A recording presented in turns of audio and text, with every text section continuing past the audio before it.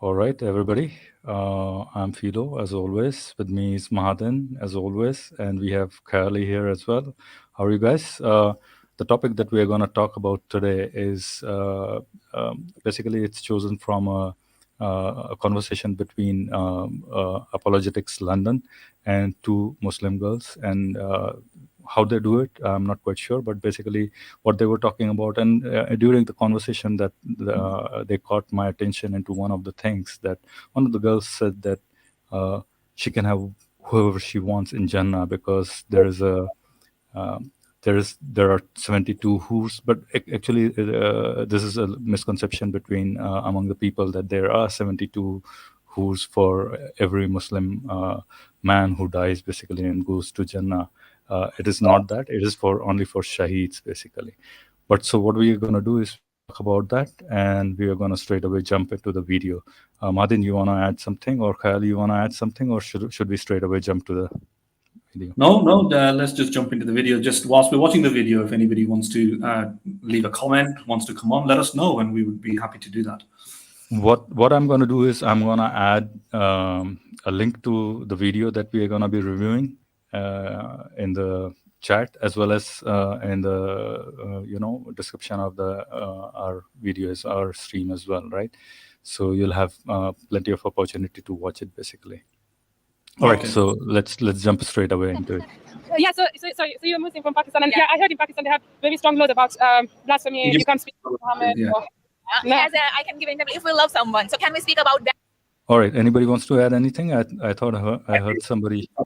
Too fast for first time. Yeah, it was running at 2x, so I just reduced the. Yeah. And about this person, Yeah. If a person sacrifices his life for Maybe reduce it further, 1.25. us, It'll be and he cries for us, for even we are really very bad, like bad people we are. We do sins all the day, and he always When he was yes. you think he prayed for the? I never heard. He lives 63 or is going to born in my ummah. Yeah. But all person should I never heard 72 women. 72. What do you get in heaven? Because I heard a man gets 72 women or something. Is that true? 72 women. 72 virgin. Oh, you No. know. Oh yeah, that's that kind of not virgin. Yes, virgin. I'll tell you what, Philo, when you get to a good point, slow it down, right? If they're All just right. talking, yeah. I think this. Let's slow it down in this situation so we can just understand them. Right. Okay. All right. Let's slow it down here. All right. Kelly, you can hear it fine, right? Get 72 women or something. Is that true? 72 Yes, women. I can hear Because I heard a man gets. I never heard this before. And what do you get in heaven? Because I heard a man gets 72 women or something. Is that true? 72 women. 72 virgin. Oh, Am I you okay? know. Oh yeah, that's that kind of not virgin. Yes, virgin. Who a person who obeys Allah, who walk on the path of right path, means who never dishonest, never ditch anyone. So person who will forgive will send to heaven, paradise, and All right, guys. So the talk here is basically it's about this woman from London Apologetics or Apologetics London is asking these two girls who happen to be most likely they seem like they're from one of the subcontinent countries, probably India, either Pakistan or maybe Bangladesh. So she's wondering, what do you get in Jannah basically to these women? Because she heard that there are 72 hoors for men in Jannah basically. And so that's about it. She's trying to explain why they get 72 hoors basically. She was confused initially whether it's they get virgins or they get women. What she was trying to understand, but then she got the right term, basically the hoors basically. Kali, Madin, you want to add something to it? No point has been made so far, so let's move on, right? Just carry on. there he will blessed or praised with 72 virgin females. But is that for you as well? No. But for us, That's there really- is, yes, for us, it's really a great gift for us. Except this, like if a man will praise by 72 virgins, but female will ask us, like Allah will ask us to whom we are gonna stay in Jannah, like the spouse we have in this life or any other man. And All right, this is the very important point that we our title is exactly about this point that I caught basically, and the point is that she's saying that okay, we don't have something similar to 72, who's or virgins, whatever you want to call it, but we'll be getting a man of our choice, and that's something that caught my eyes basically what she means to say here is that she could wish for anybody. Maybe she could say, okay, I want somebody similar to Brad Pitt or Tom Cruise, or maybe some really hunky guy from Hollywood industry, or maybe Bollywood, or from anywhere else in the world. Or maybe she could probably imagine somebody, and then she could okay, this is somebody in my imagination. Could I get somebody akin to that? Could my wish be fulfilled with those kind of my imagination? Basically, is her thought. So the fundamental question that arises over here is, what do the scriptures say here at this point in terms of these rights, basically? So, Callie, what do you think about these? What are the So descriptions for? yeah, so I mean, I'm audible, right? Yes, you are. Okay. So in terms of the reward that men will get, I think Quran and Hadith are quite explicit that they'll be getting quite at least more than one hoors in many cases, if not everyone. If it's not for everyone, then it's quite for quite a lot of men. And for women, technically, it has never come to my attention if they'll be getting in terms of getting anything in terms of a partner or something similar. Now the general rule applies: whatever you want in heaven, you'll get it. I guess from that they're deriving it, but I don't think, as far as my knowledge goes, I'm not aware of any explicit mention of something um, for from the perspective of women that they'll be getting in heaven, you know particularly from the perspective of a partner. Right, right, right. And one more thing is that what I have heard of, yeah, I mean, Madhin, you want to add something to it, basically? So this is what of course, they'll be the head of the hoors, as it is said, Mm. right, in the literature, basically. So there'll be the queens, you can say, or there are some uh, interpretations where they are said to be the most beautiful among the who's. Probably they're going to be more beautiful than the who's. But what does that mean?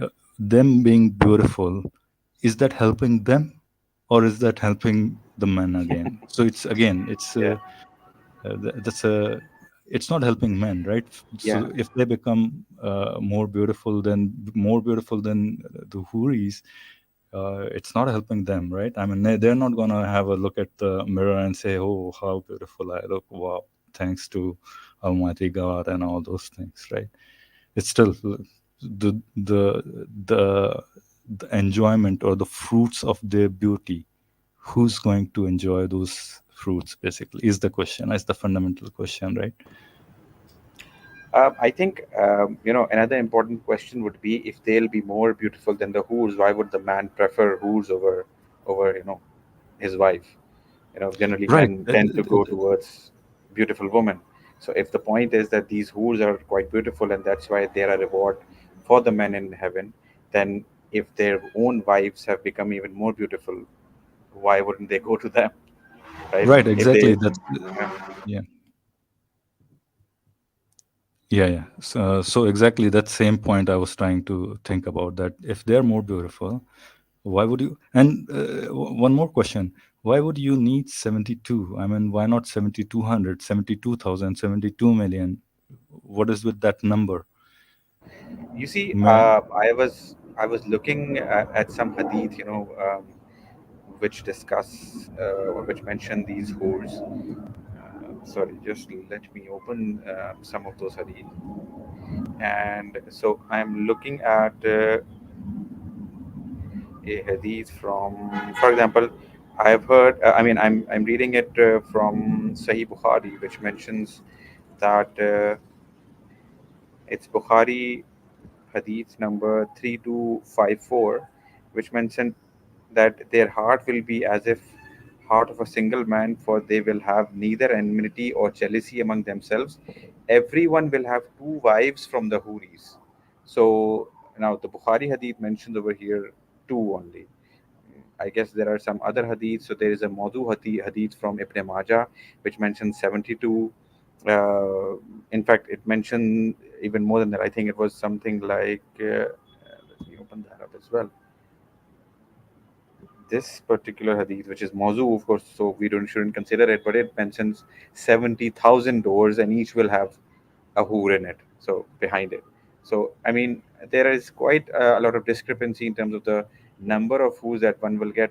I guess Muslims can get around with it by saying that, of course, that will depend on the deeds of a person, right? So the higher the reward of a person, probably the more hoors they'll get. But But again, another point. isn't Yes, yes, sorry, correct. Mahadan, just stopping you for a second, right? Isn't there this Sunan Ibn Majah hadith that says 72 are only for those who die as shaheed, basically, right? So Uh, that number is the yes, yes. that number is the highest number that one can get, probably, according to that Well, hadith, basically. I well, don't I know the guess, rating of that hadith, by yeah, the way. Is it's it coming as Zaif. It's oh, coming it's as coming as it's Zaif. appearing Okay, as Zaif. okay, Yeah, yeah, it's coming as okay, Zaif, okay. and there's another Mawzu. So for Mawzu is even worse than a Zaif, because a Zaif hadith is a Mawzu hadith is one which is Mawzu means something which have been fabricated. So Fabricated, right, right. yeah, the Mawzu means that Wazaki. So a Mawzu hadith mentions 70,000 puris hoors, and there's a Zaif hadith from Ibn Majah which mentions 72 wives. But interestingly, as you asked why 72 and why any other number, another a Sahih hadith, I guess, raises another important question, which is and this hadith is let me just open that up again.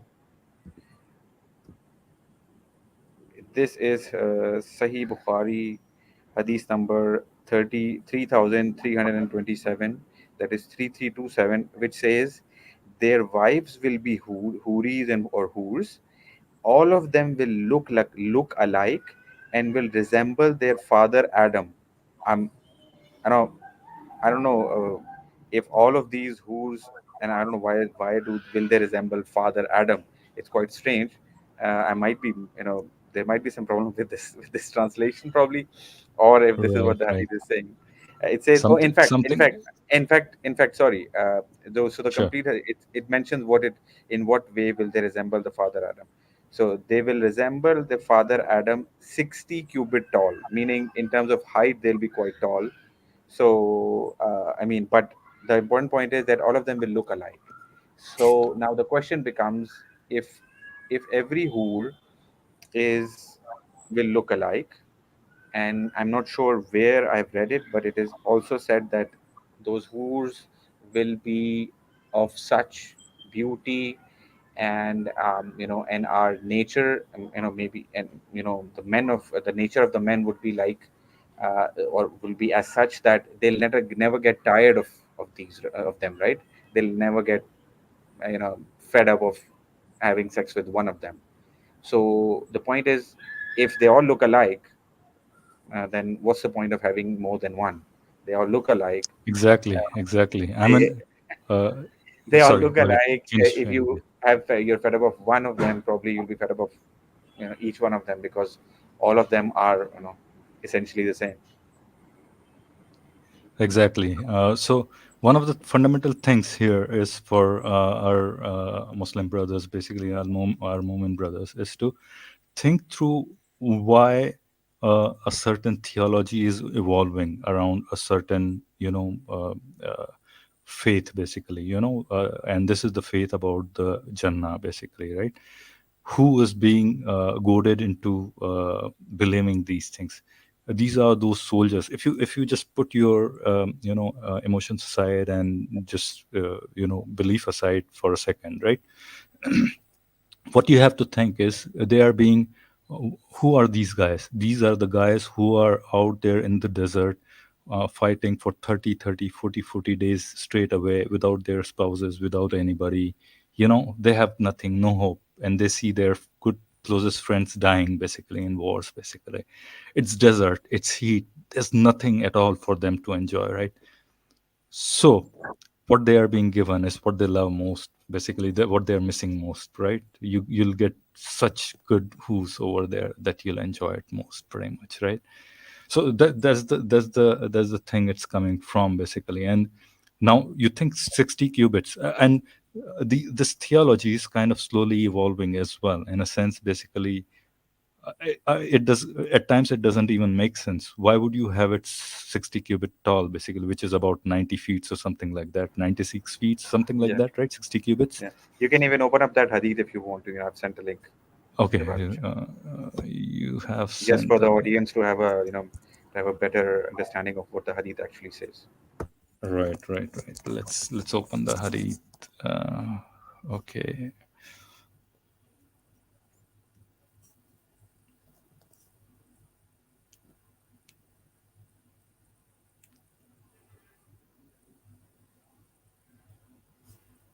All right, there it is. Can you see it? You want me to? Yes, and I don't think, we can just continue talking, and people can have a look at it, because it's just for reference, since I've already read the last part of this. So There's no rating of it given here, right? But so this is this Sahih is Bukhari. I don't think there's no need for it. nobody's gonna question, right? I mean, Yeah. see, the problem is somebody can come, hey, it's not Sahih, because Yeah. even they don't believe the whole of Sahih Bukhari, basically. And so you'll have to at least provide them, okay, Al-Albani has deemed it Sahih and whatever. Right. We So, go by the general understanding that the narrated hadiths with where Bukhari has mentioned a complete chain of narration, those are considered sahih by majority of the Muslims. right. Okay, Mahadan, what's your take on this, number 72? What do you think is happening here? Well, for the specific thing, I'm not too. I'm not exactly that bothered about the particular hadith and etc. If I can zoom out and think of it more abstractly, what does this suggest, right? In the sense that what we're being offered here is this notion of a paradise with certain perks and benefits. One of those perks and benefits seems to be a female companion or a male companion in some respects, right? What it does show is that the materialism of this life, and I'm making a deeper spiritual point or a philosophical point, the materialism of this life, which is so condemned or so deemed as hedonistic or so deemed as in poverty or morally bankrupt, seems to be completely acceptable in this kind of in different dimension of an afterlife. And I'm trying to reconcile how those two things can happen. As you can see, somebody's written a comment here, and that's exactly it. All the depraved materialistic acts that we think are wrong in this life are completely acceptable in the other life. So alcohol would be. So I'm just abstracting from this specific hadith and just going beyond that. Like, this represents one example, but there's many other examples: alcohol, continuous sex, and maybe even gambling. Whatever vices that we think are morally depraved in this life is acceptable in that life. So the question is, why? Why is this the case? So one could make the argument that these things are only vices in this life because humans are imperfect and things can go wrong. There are negative consequences that can happen in this life. So alcohol can have intoxicating effects, harmful effects on society on aggregate. Uncontrolled sex can, or having lots and lots of partners without any sort of rules or contracts can lead to out of marriage, out of wedlock children, which can have effects on society, lead to cheating, diseases are spread. But in heaven, you don't have any of those things. So that could be the distinction somebody might make and say, in fact, drinking alcohol and maybe even getting intoxicated is not a bad thing. I'm making a point of this. Just wait a second, because for anybody thinking where I'm going with this, having sex but without any sort of other consequence is not a bad thing, right? Well, wait a minute. If that's the case, then in principle, in this life, that might be the case too, right? If we can devise a society or a way of regulating sex or controlling the consequences of sex so that STDs are reduced. Exactly, yeah. STDs are reduced. Out of wedlock children doesn't happen as much. Contraceptives. Where women are not left abandoned, right? If they have their own money, let's say. So let's say they have sex, but they have their own money. They can look after themselves. Nothing goes wrong. Whereas in a different context, if you're having sex, you might be in a situation where you are left stranded after a while. Your relationship might deteriorate and you'll be financially in ruin. But wait a minute. These days, this is slowly changing. It's not perfect, but what about 100 years or 200 years, especially when we've really, really controlled these things? Would it be therefore, what is the difference? Would it be therefore acceptable and morally okay? If we're saying that alcohol and sex, when the consequences are regulated and controlled, is good in the afterlife, then by definition, to be consistent, philosophically consistent, alcohol and sex and all these apparent vices should be acceptable and morally okay in this life as well, as long as the consequences can be limited. And you can do that. You can do that in principle. So in principle, alcohol is fine. Alcohol is fine, morally okay. In principle, sex without strings attached outside of marriage is fine, as long as there's no consequences. It seems as though, first of all, this shows that consequences is the problem here. Consequentialism is an issue, and Islam seems to adopt that. So people Muslims may say consequentialism isn't what they kind of attack atheistic or secular philosophies for predicating themselves on consequentialism, and they don't want to do it on consequentialism. Well, they are prioritizing consequences. They're trying to control it on this. Yeah. They are exactly relying on it, basically. Yes, that's true. Yeah. So that's the kind of point that I want to make. So even accumulation of wealth, a lot of the theists and theologians and religious people would probably complain at the selfish materialism of some people, buying things, property, consumer. Well, all of that is in full swing in the afterlife. That's what consumerism exists here in a different way. You have all the materials, you have all the luxuries, you have all the honeys of river, you have all of whatever, you've got the great mansions, you've got everything, the golden paved streets. Inherently, there's nothing wrong with that. So if that's the case, then yeah, go on. Sorry. I'll just make this one simple point that you have already made, but you are luring the same guys with the same materialistic things that you are denying here in this life, basically. And you talk about the reverse of wine, you talk about the reverse of milk and all those things. Yeah. So if there were a God who were really, something, if there was something really spiritual about it, that God would have said, okay, what you're gonna get is gonna be infinite times better than what you're getting over here, but I'm not going to tell you because you won't be able to understand. You don't have that understanding over here. Even with being with me, even for that God to say at least, or proclaim at least, that even being with me is tantamount to having a billion orgasms at the same time. It's much, much more than that, pretty much. That feeling, I can instill within you that feeling that 72 or 72,000 or 72 million hoors are nothing in front of it, basically. Yeah.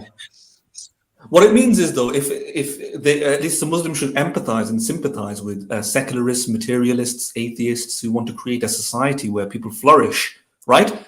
Where, like America or something, or futuristic societies where there's AI tech and virtual reality technology, simulation software and so on, where we try to create a paradise on earth. That is the goal of technocratic and futuristic people, and I think they are called futurists, who try to enhance the human being beyond our limitations enhance our cognitive capacities, enhance our lifespan, and amplify our resources, and so on, so that we can flourish.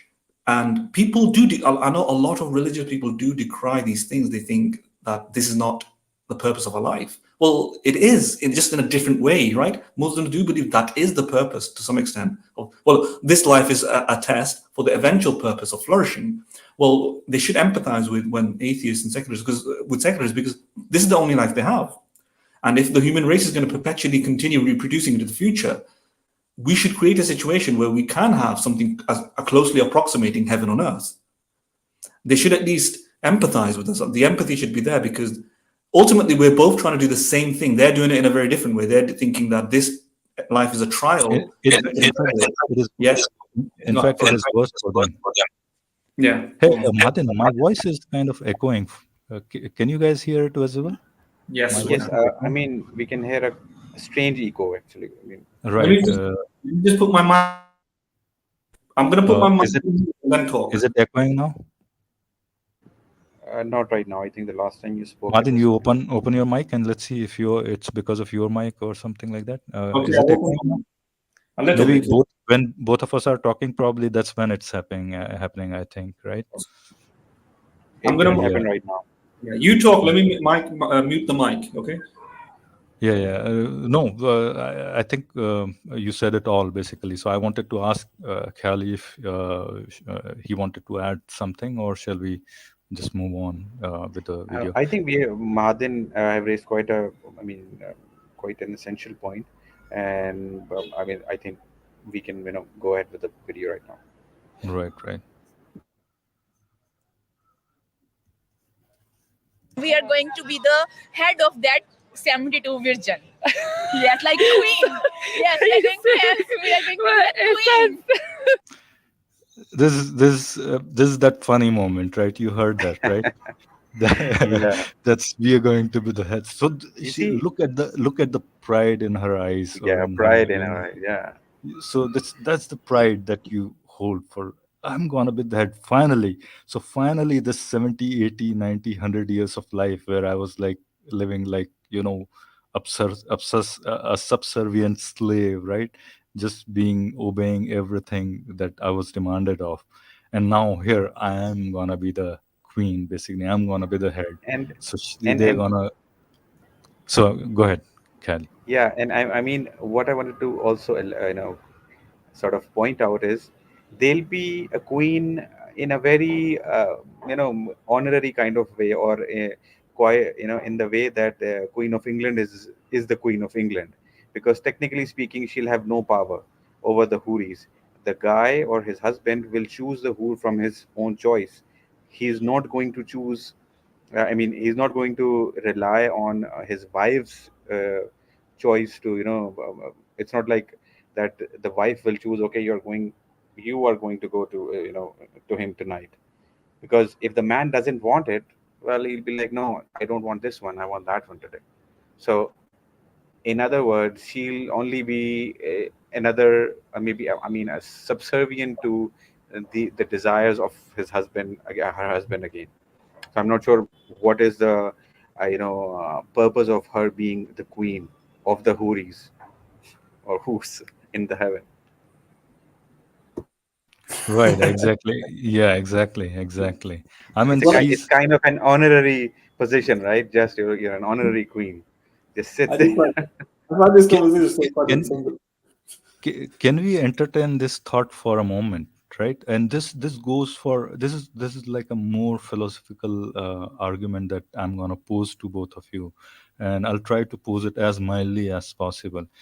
So if you talk about prostitution, basically, right? So in general, wherever it is rampant, basically, right? And if somebody is providing you with some prostitutes, what do you call that person, basically? And if somebody say in Jannah, and this is just kind of not trying to hurt somebody's feelings here, but this is just as a very philosophical point, if it can be a philosophical point, is to present this argument that if those wives are choosing and presenting them to their husbands, one among the houris or whatever, right? What does that make them look like, basically, is the question. Or for that matter, if that same question could be asked for, whoever the god may be, basically, what is his position becoming like, basically, at this point, basically, in a very technical term, basically. So I mean, what do you guys think? Is if is we are that talking question a very valid technically, question? Right. I mean, if we are talking technically, well, they're not charging you money for or anything for that service. So I'm not sure if you'll call it prostitution by from that standard. They are willing. I don't know. They're willing sexual partners. That's all. But she's supplying. She's what you can. It's kind of a, yeah. I mean, in a way, she's kind of, you can say she's a gatekeeper. She's just letting them in. That's all she's doing, right? How about She'll be how the about the God? gatekeeper. How about the God who rewards whoever believes in Him and serves Him, and then see, Who's providing that's a all these? payment. That's a payment you're making, right? Yeah, that's a payment from God, though. Yeah. So No, so you eulogize somebody. Somebody comes and, okay, I'm your boss and on all this. Then I'll give you this, that. So yeah, it might not be as straightforward as it might seem, but then you could loosely correlate those two. But yeah, Madin, what's your take on this? I'm not 100% sure what you mean, that whether or not why it should be considered prostitution. Just very, very quickly clarify for me what exactly you mean again. Sorry.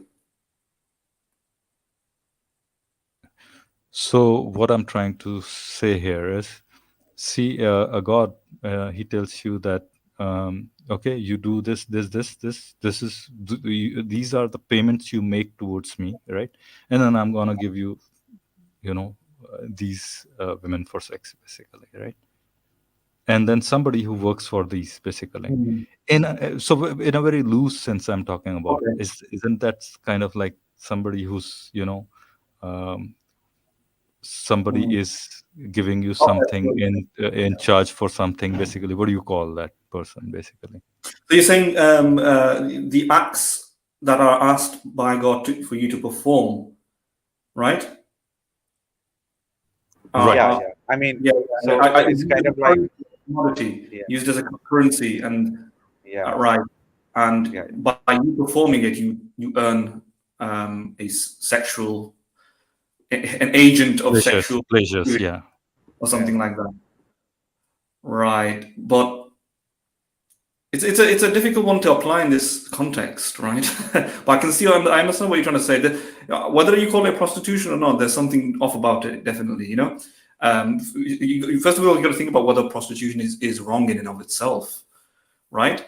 That's a separate question to talk about. And if somebody Exactly, yeah, somebody I agree. prostitution isn't wrong in certain contexts, Right. safe and I humane and think, well-regulated context, you may not think it's a bad thing. But in this situation, it's not obviously an obvious sense of prostitution, in the sense that the customer goes to the pimp or comes to the prostitute and then exchanges some sort of commodity or a unit of a trade, makes a trade. And what you're trying to say by analogy is that God asks humans to do something. So it's that God is like a offerer of yeah, and then the So offeree. is there a better word for offerer? Is what I'm asking you. Exactly. That's why it's hard to explain, because God is not really an offerer; he's more like a threatener, right? Right, It's right. a bit a strange one, but exactly. But God's like, if you want to take the punishment aspect out of it, the threat out of it, the duress, he's kind of like he's making an offer, and then you perform your end of the bargain, and then you complete the trade, and you get the prize. You get the thing that you're buying, what you're purchasing, which is, yeah, I can see that loosely happening. So I would say this is like a transactional, contractual situation with a threat of force. In addition to that, a threat of force. Yeah. yeah, So then you you have have to to do make it. this trade. You have Yeah, to pass. it's more like a mafia boss, right? Right, You have to right.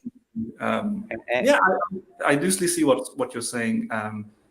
Yeah, I think it is like prostitution. It is definitely similar to prostitution. Right. There is certain, no, there is certain similarity to it. It's not exactly, and you made a very valid point that we need to, throw it out over there. That somebody says that, okay, there's something really horribly wrong with prostitution. That's not the point that I'm trying to make, or not we are trying to make. Madin, there's a again, echo. echoing from your end. Yes. Okay. So that's not our intention at all. I mean, I think we can have a healthy debate on whether legalized prostitution is fine or not. That is a very separate issue. I'm just trying to present a similarity between these two cases, right? And if because this is exactly the case in some of the Muslim men, they think you should not have sex outside marriage, or you should not have those kind of sex. There are so many bars, basically you should not do this sex outside marriage and all those. But why is it wrong is the question. And then why in this case I'm saying that there's, even if there's a loose correlation, why don't you think this is wrong, right? And that's what the whole Well, point yeah. I'm Let me trying say to make. something very quickly. By the way, I think the echoes that you're getting is because my volume is up so high, right? Um, I think that's the result of that. But anyway, let's Yes, going back. Going Shall back. we try to reduce that a little bit, maybe? I don't know. At risk of my voice not being in high quality, I suppose. That's the risk. I don't know. I can always put it on mute. So when I'm talking, you put it on mute. When you're talking, I'll put it on mute. So Mahadan, can you sorry, Khali, can you hear Mahadan, say something? yes, I could hear him very clearly. You couldn't? No, I reduced the volume right now. Okay. No, uh, Mahadan, are you speaking? yes, I'm talking now. I wasn't talking before. I'm talking Yeah, now, yeah, though. Yeah, good, good. Mahadan's I think volume it's is, still good. yeah. It's still good, Yes. right? Still Okay. good. Okay. Very quickly, because we've got a long video here, so I just want to quickly mention. I want to simplify this as much as possible.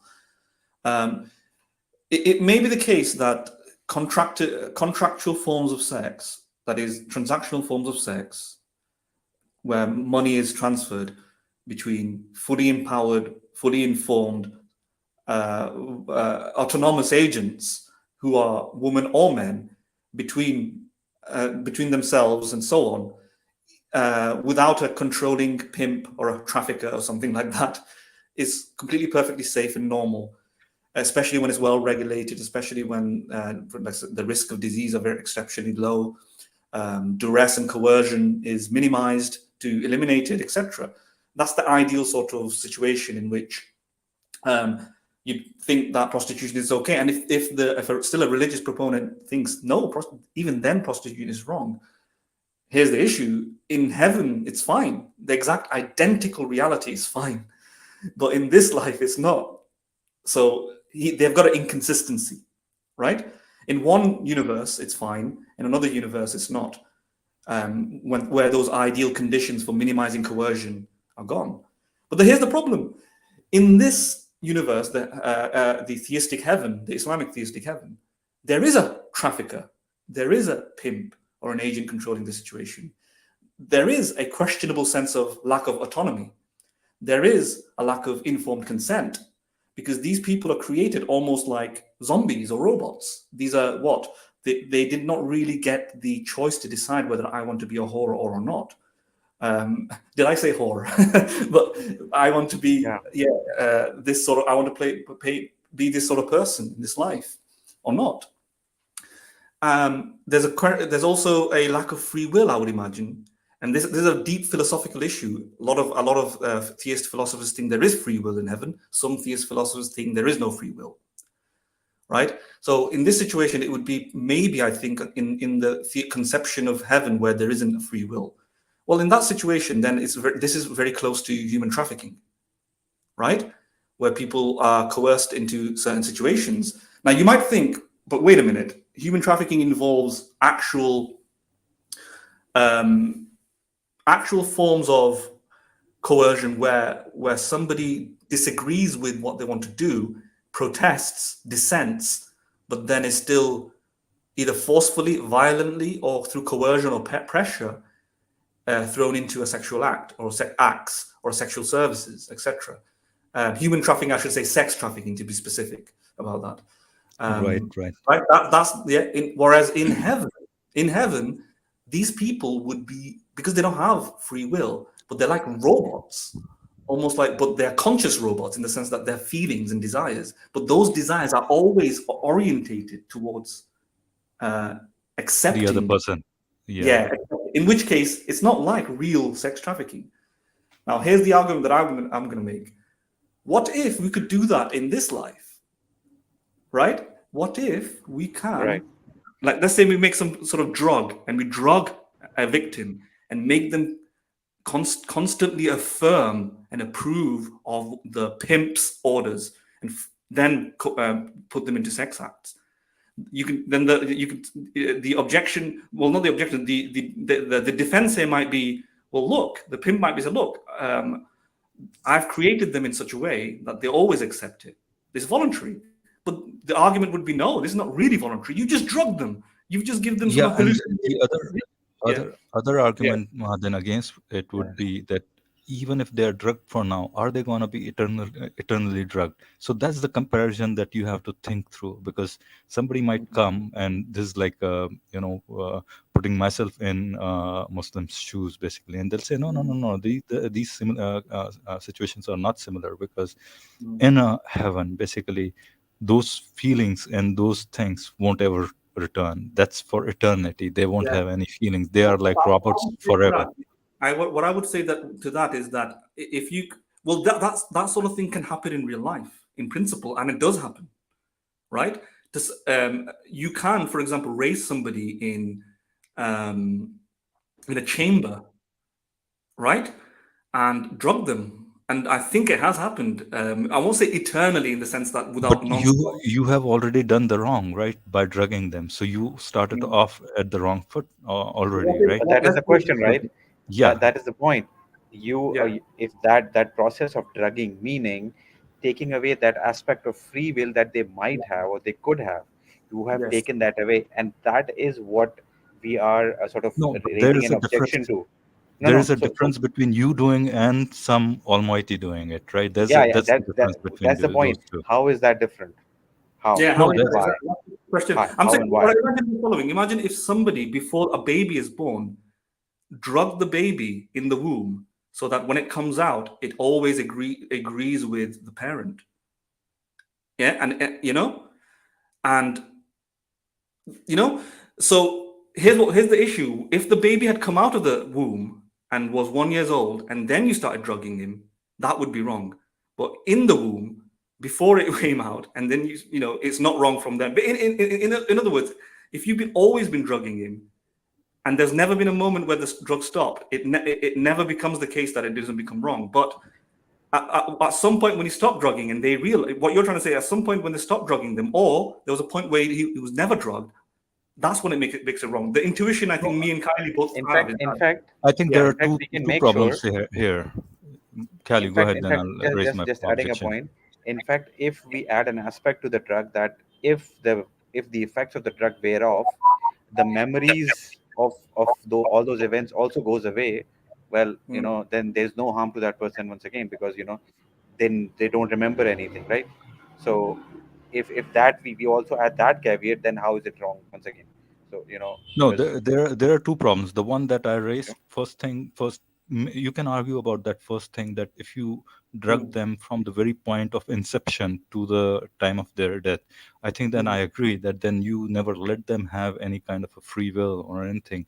But the problem here is that if somebody argues to you saying that in heaven those bodies are not really bodies they don't have the consciousness, and however you may want to define that consciousness, right? Okay, yeah, Whether that it be changes. with the soul, yeah, whether that's Yeah, it different. be with the soul, that's huh? different. That's different. Yeah, Yeah, that's different. that's Because different. then they are just sex dolls Right. Yes. that can move. right? Then Then you're that talking about sex yeah, dolls versus yeah, an actual exactly, human being who's drugged, who exactly. doesn't realize. And you can argue whether you can turn off the consciousness as well. Maybe there is a way to do that. And then you can say, oh, okay, now see, those two situations are exactly the same. You have a baby who's born as a doll, pretty much. Yes, then probably your objections, you have made your point. But otherwise, then the theist have this objection against your point, basically. That's what I'm trying to say, at least. Yeah. Yeah, I think if you add the lack of consciousness, sentience thing, then lots of things go. At that point, then you're just like equivalent of a rock or a stick or a Right. stone. Yeah, Or or a consciousness. top, We're talking about persons, obviously. Drugging or slavery and being captured by something only usually affects to beings who can suffer, capable of suffering or capable of agency, capable of desires. And there might be some question as to whether or not a being that doesn't have rationality, let's say a very small animal, can be enslaved. And there might be some ambiguity regarding that, but I know there is no ambiguity regarding humans who does have rationality, does have, at least in principle, some degree of free will and autonomy. And taking that, unilaterally removing that right from the very beginning seems to be wrong. Just like if right from the very beginning a mother kept drugging a child right to the very end of their life, and the child died as well, without any moment having the free will or the ability to decide otherwise and reject his mother's drugging, and then the mother made the child into her puppet, that would be wrong. That would still be slavery. It would still be criminal, I would imagine. So in this in situation, it still be, I think, immoral at least. And I know it's God doing these things, but again, the question is why would why would the fact that it goes Yeah, back to yeah, I, feeling, I, I agree. right? From Yeah, our perspective, God is still doing it wrong. I mean, yeah. you can stand in front of God and say, hey, from my side, the way I Mm. look at things, I think you are doing it wrong. Of course, and I do agree. One question that I had, and probably we should move on because we haven't moved on with the video at all, right? I think so. One question is turning off the same thing. I mean, does turning off the consciousness gonna fall off to the free will as well? I think it would, right? If you turn off the consciousness, then free will is already gone, right? So we don't have to right. talk about those two as separate, No, actions, but just one, basically. no. I mean, what I would say is that free will entails consciousness. I mean, free will. If you have free will, that means you are in a way conscious.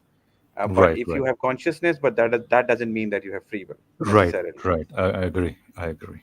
I agree. So, to the listeners, whoever is listening, we have the stream open. Have the link on the screen and as well as on the comment section. So, if you want to join and throw us your ideas or your questions or whatever you may have in your heads, basically, you want to contradict whatever we have presented so far, uh, please do join and let us know. And in the meanwhile, we are gonna move on. I think the points that Subscribe and like. I think the points that we just made though are quite devastating. They're quite strong. You know, Yes. I don't Right, see right, how people really talk about these things at that level and encounter them without embarrassing themselves. And I say that right. with some respect because I wouldn't want to be, if the shoe was on the other foot, I won't be able to defend against those arguments. Right, right. E- Exactly. Absolutely. Yeah. All right, Yeah. let's go. Yeah. Yeah, But, that kind of, yes, but I kind of, mean, but so we the believe. queen of the hoors. Yes, that Oh. hoors, that yes. But you're not married, are you? Nah. No, this is no because I think Like mate. Uh-huh. Those And one 72 thing hoors. is that these Yes. all feelings are for this world, not Yeah. for Jannah. Yeah. Jannah is bigger than all these feelings. No Uh-huh. jealousy, no anger, no sadness, no tears. All gonna be That's stay why happy. it's our final destination. We want to be in Jannah. Yeah. And there is no Inshallah. feelings like in this world. We wept a lot, we jealous a lot, and we restrict always, we restrict men, we restrict movements. There is nothing. But I'm Christian, and we have this belief, and this is why in my Bible it says there is no marriage apart from you united with Jesus, God, and is a spiritual marriage. So I accept that, but there is no this kind of. Anybody wants to, talk about any point that's been made in this section? Well, I do have some. I mean, I have an important point to make.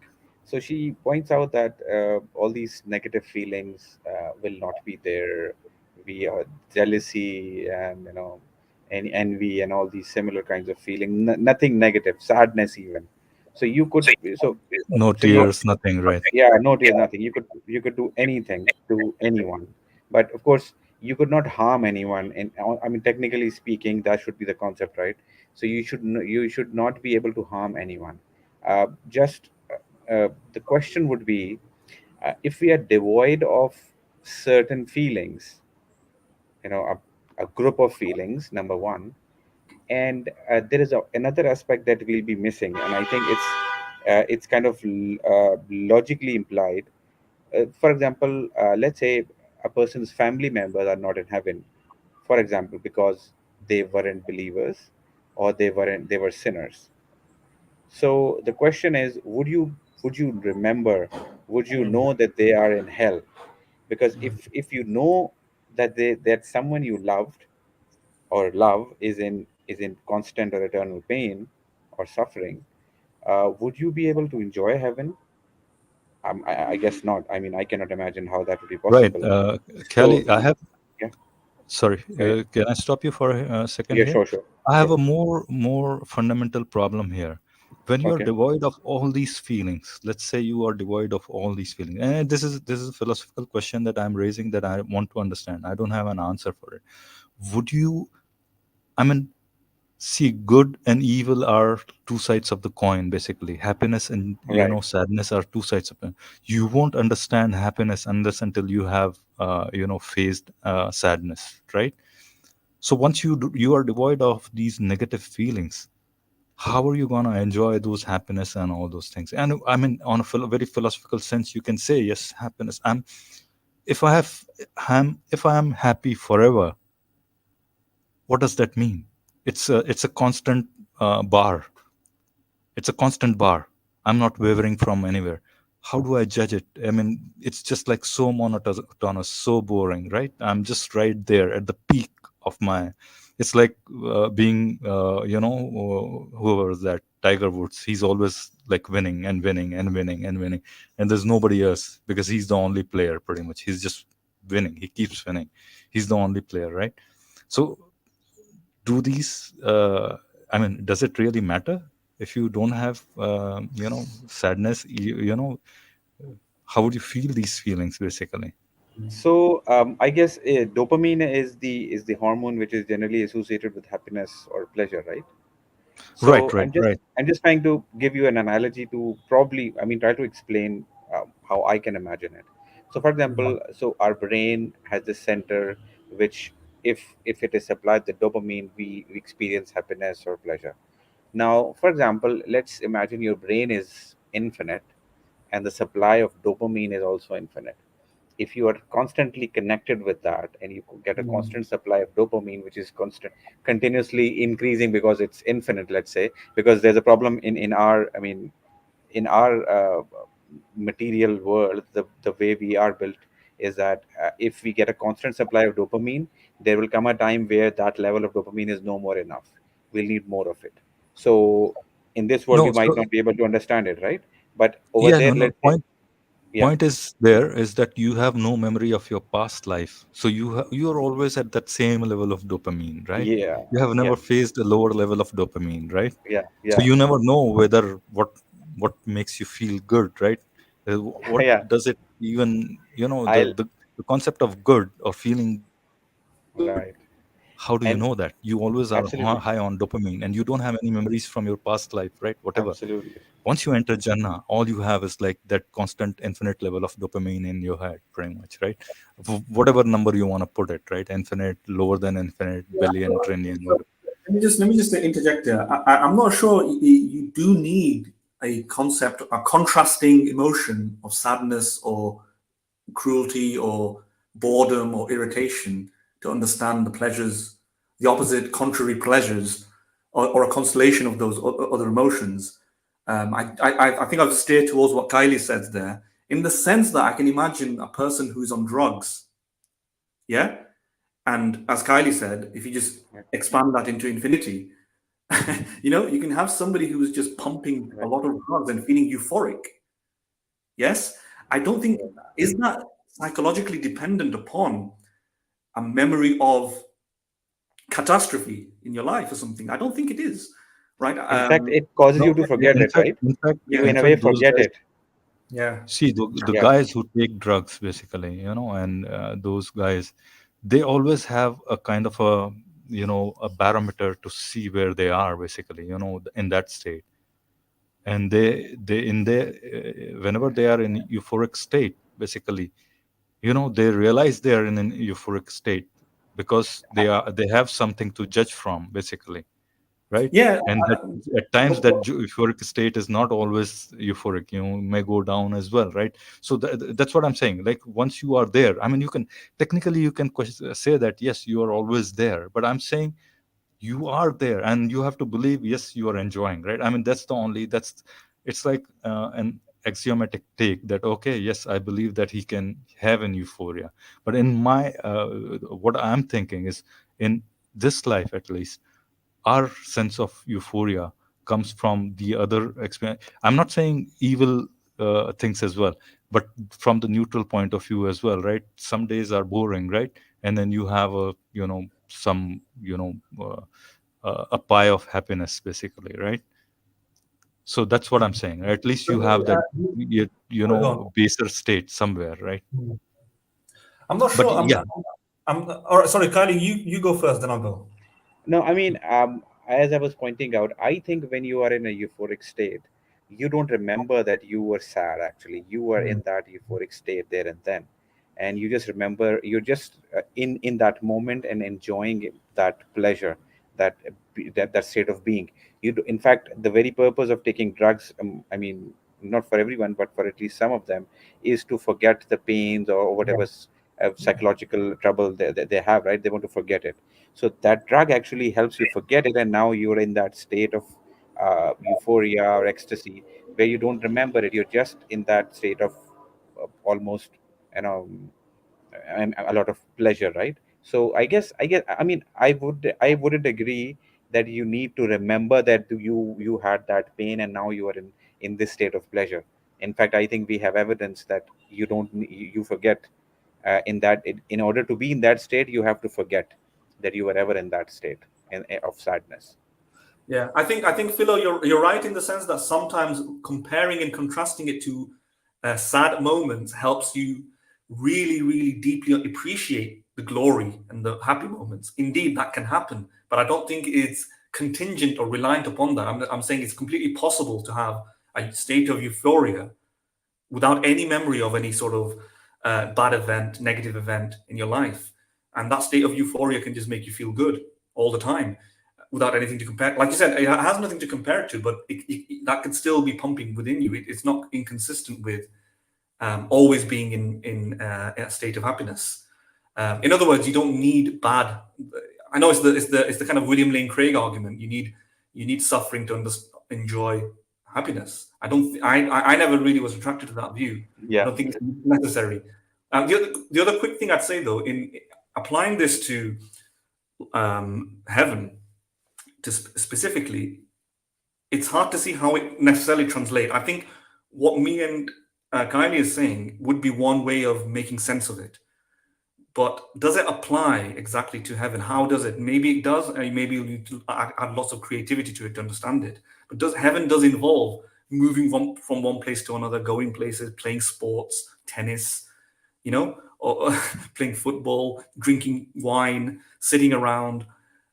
What's going on there? Is this happening in a kind of like a streamlined, continuous virtual reality type of video game where you're euphorically just going through these sequence of events? Or because let's let me give you an example. Let's say you want to play tennis in heaven. So somebody, this is where your point might come in and be more relevant, Philo. I think you do need a bit of dissatisfaction, right? To actually enjoy tennis. Like you need to have a goal and have a motivation to accomplish the goal. That is a minor dissatisfaction that you've not accomplished the goal. That reflection that I need to swing and hit this involves a little bit of anxiety, a little bit of worry. and then you I hit think it, and I you think say, you need for any game or anything to happen. I mean, if you're playing a game, you yeah, need somebody who loses or at the other side, right? I yeah, mean, you can exactly. say, "Oh, there's a bot who you Yeah, are other side would defeating." probably be a That's bot in heaven, just like a whatever, horse. right? You Right, will have tennis playing horse probably, so right. you wouldn't And care so about their feelings. for every activity that you're gonna have, you'll have to Mm. create many more, clones or Hello. robots or whatever you want to call it. Why would you want to play tennis if you're in a state of perfect euphoria? So Really? that's what I'm saying. I You mean, would, this flies in the face of the whole argument that why would you need hoors basically if you exactly, can yeah. have perfect That in euphoria fact, at Yeah. the that very in fact, beginning. I mean, if you can if whoever this God is, if he can instill within you a state of constant euphoria that is like uh, unmatchable with anything that you have ever experienced in your life or probably you will ever experience, then you Mm. don't need anything pretty much because that's the kind of euphoria that you're gonna be in forever, right? If I take Mm. your hypothesis that you can stay, in my opinion, you can still be feeling okay, I'm here, you know, where does it take me? But Mm. consider that that's the case. If you're euphoric, why would you need anything else? Why would you need Yeah. to go and play anything? You just put yeah. your head into that state That's what, where have you heard of the philosopher called Arthur Schopenhauer? Schopenhauer. yes. Yeah. He made the point that life is full of misery and distress and dissatisfaction, and happiness comes fleetingly in the sense that the human condition entails that in order to move from one position to another, you have to feel a sense of an accomplishment. You have to have a goal, and goal entails that you've not accomplished it yet, and a minor sadness even comes from that. Yeah. So moment to moment, things are happening. You're going to feel hungry, so you need to eat. You're going to feel thirsty, so you need to drink. You've not slept, so you need to sleep. You need to go to work, and all of this involves some degree of pain and hardship. And when we accomplish those tasks, we feel moments of euphoria and happiness, but then very quickly it fades away in order to go Right. to the next thing. So the human condition, the Schopenhauer thought, was primarily of suffering, primarily. um, yeah, so that might even apply to heaven. I'm just trying to wonder, like, by just moving from one place to another, if you're going to have an interest to play or do things, you're going to have some degree of dissatisfaction with your current state, which is not perfect, so that you can go to your next state, which is to achieve that goal, right? So that's that issue. Yeah. Agreed. Yes, definitely. Yeah.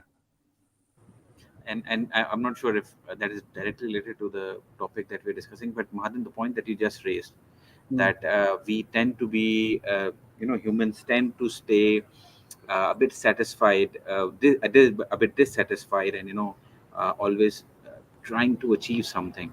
And I Mm. think, and that is my theory. I've not read it some anywhere, but I might be totally incorrect. But I think that is why people who have achieved a lot in their life, or ultra Mm. rich or mega rich people, they feel depressed, because I think they feel that there's nothing, there's they're not able to find more goals in their life. They Mm. feel so satisfied that are and that is something that is an unknown feeling to our human biology. Our body do not understand not being in fear of any, not being hungry, not being, you know you know not being in fear of something. So I think Mm. that seems, I mean, that is a guess, that a hunch that I have. I think that is sort of what feeds their depression, Yeah. somehow. Yeah. That is just a Yeah. point that I added. I think you're right. There's a lot of that, a lot of unfulfilled desires and Yeah, meaning and lack of meaning and fulfillment yeah. that you might that the materialistic consumerist life doesn't necessarily bring. So yeah. And Phil, you want to add anything? yeah, and if you want to, expand on that, but I wanted to, to want to raise a point which in a way, touches what Philo just said, but it raises another question that I have, and that is, actually, the concept of heaven that we see, in particularly in Islam, and I think, I'm not sure if that is there in other religions, but we are aware that there are levels in heaven, right? So, and what level you actually will be in depends on the kinds of deeds that you do in your life. So it is kind of a, a test where you're scored, and whichever band you end up in, that will be where you'll be in the afterlife. Now, the question that I have related to that is, and it's kind of related to this euphoric feeling that we have. The question is, since there are levels in heaven, and the general concept of heaven is whatever we want in heaven, we'll get it. Now, for example, if I am in the lowest level of heaven and there is someone above me, what is there that I'm missing that will that will cause me to actually be to realize that I am in a lower status than him? Because if I know that there is someone above me, someone has something that I don't have. First of all, that doesn't make sense, because in heaven you'll be able to get anything you want. So even in the lowest level of heaven, you should be able to get anything you want. But if that is not the case, then what is it that I cannot get in the lowest level of heaven? And if I'm aware of what I'm not able to get, then that that even that absence of or not having that something, I think will also be a kind of unhappiness that we'll have. And I think that is Yeah. contradictory to what's the concept No, of heaven. but What here do you you say? are assuming that you'll be told what Yeah, you're missing. So exactly. you'll probably not have that knowledge that you're Now what level you are that on, is the other basically. scenario. Yeah, Now the question that's the is, scenario. no, no, That's the most likely answer by I'll tell any no, apologetic. no. But I'll tell you what Right. the problem with that is. If I'm in the lowest level and there's someone above me and I don't know what I'm missing, the point is, then technically speaking, I am no different than that person, than the person above me. Because if I don't know what I'm missing, I'll technically be as happy, as I want to be, because I am not even aware of what I'm missing.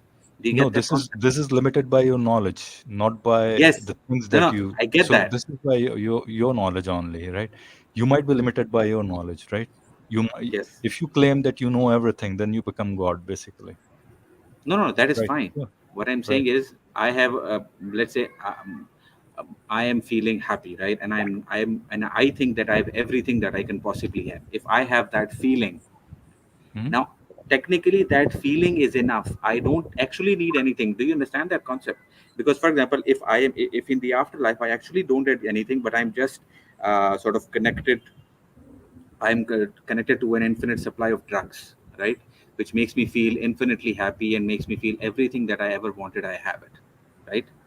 Right. Now, if I have that feeling and every person above me have that same feeling that everything that they want, they have it, how am I different from them?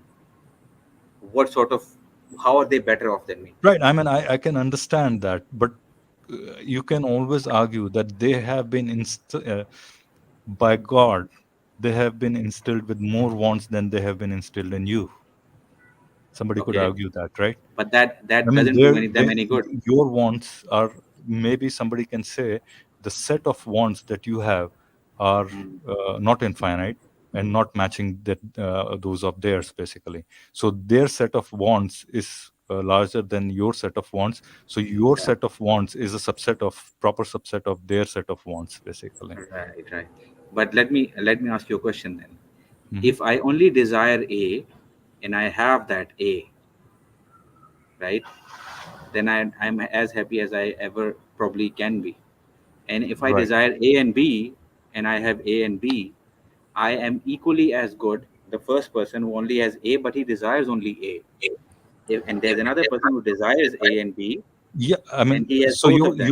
I your think point we're is valid. technically the Your same. point is valid. Your point is completely valid. That what extra is it giving it to them? Basically, there's nothing you can say, right? Exactly. I mean, So yeah, they there's so nothing it is technically giving, because the entire heaven should be same. all you're wanting is you're getting, basically. All they are Exactly. wanting, they are getting, basically. So in a technical terminology, there's no difference.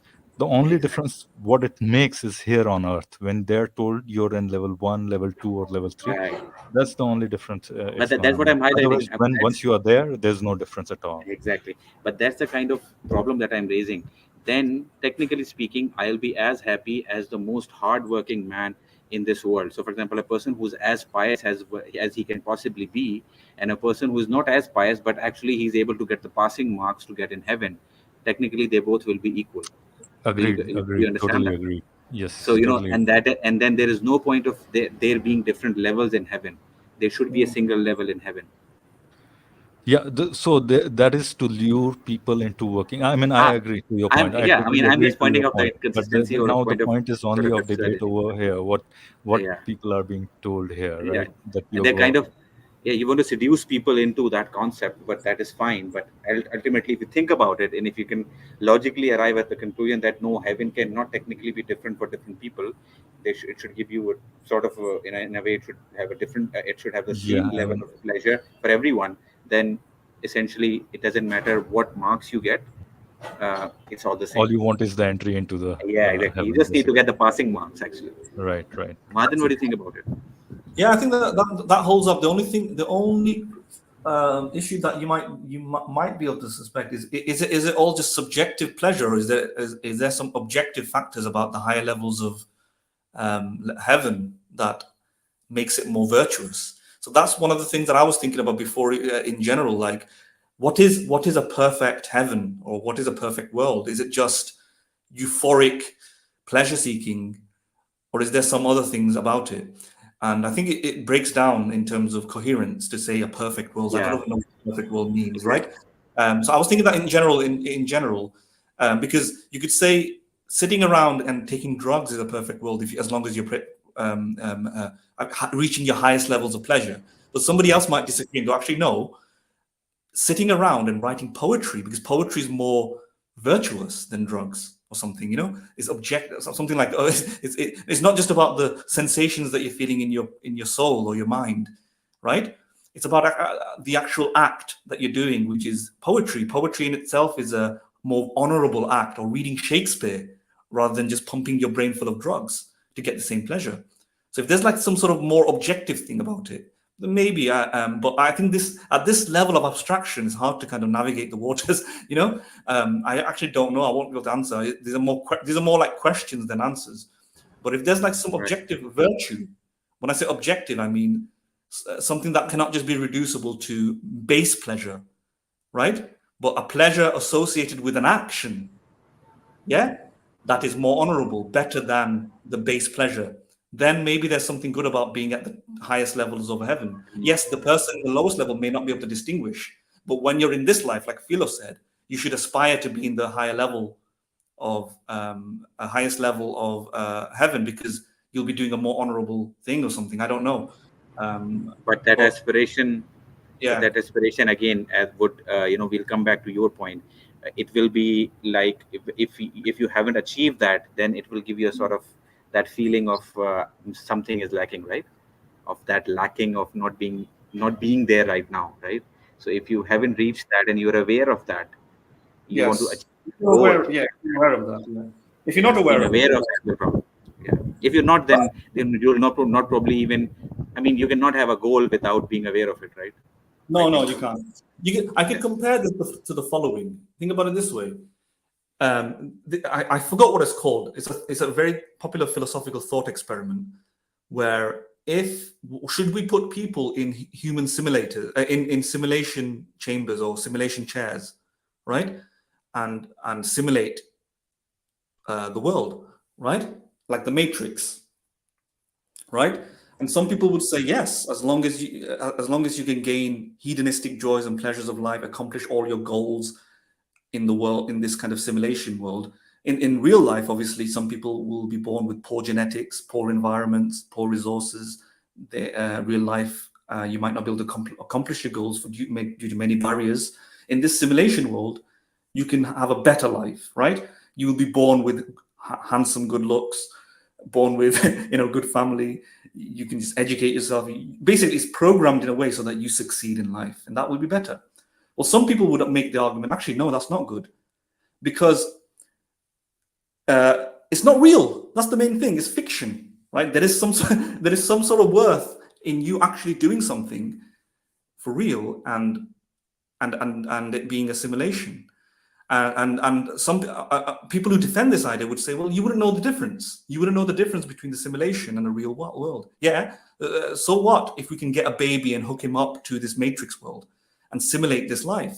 He wouldn't know the difference. But the objection to that is, But we know that we're deluding the baby. The baby never had a choice, or the baby isn't really. Had he known that he's not really experiencing it, it might be the case that he would have objected, that he would have preferred a real life, even if it's less pleasurable than a fake life.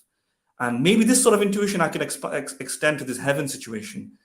Yes, we wouldn't know the difference in the lowest levels of heaven because of our pleasures. But the point is, it might just be still wrong to be there, in the sense that, or objectively speaking, had we known more information, we would aspire for the highest level. When we're in there, yeah, obviously we're not going to, just like the simulation. But we know that the simulation. I think the whole question comes down to the right now and here. What we aspire to should be, as you said. I think we all agree on this point. Basically, once you are there, you won't know. And I Right. agree there with Khayali as well. I think we all agree. Just that, yeah. Shall we bring our Yeah. conversation down to? I think we went too deep into the waters. Yeah. Maybe just bring As it we to always do. yeah. But yeah. Yes. Can I just say something? We didn't actually answer Kylie's main questions, which is, would you be happy if you know other people are suffering? And let's not. I'm not going to go down a philosophical wormhole again. Let me just answer it in two short statements. It's not my opinion, by the way. These are theist philosophers. Some theist philosophers make this argument. They make the argument that it's very easy, commonsensical. The people in heaven will have their memories wiped of their relatives, so that they wouldn't know. Right. Yes. Yeah.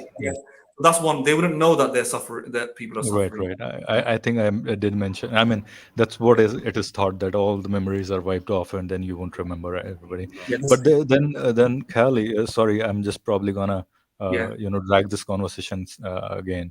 There are some. Down the rabbit hole I told you not to. No, I'm just gonna bring it to the level of scholarship, basically, or level of books, basically.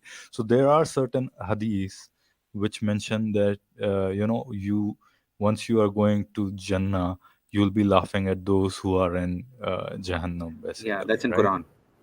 That's in Quran. Yeah, that's in Quran. Sorry, my bad. I remember now. It is in Quran, basically, right?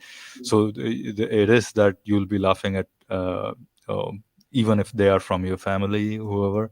I think at that point your family ties will be, from your head at least, will be wiped out, and for them, for you at least, all they will be disbelievers, basically. And the fuel of hellfire, basically. Yeah. That was going to be my second point. So I said two points I wanted to make. One, the first point was that you get your memories wiped up. The second point was that in the afterlife, you would realize that these people who are in hell are deserving of being there, and their suffering is not going to cause you distress or anxiety or trauma. Rather, you would feel more bliss. It'll compound your happiness, given that justice is being served. Right? And that's the second kind of argument that theist philosophers, when I say theist philosophers, I mean bog standard, non-Christian, non-Islamic, the work in the philosophy of religion. I've kind of boiled it down to that's kind of their best defense, if you want to call it, which is that, either your memory is wiped out, or you're going to realize that. And when they say you're going to realize, it doesn't mean that the God kind of deludes you into thinking this.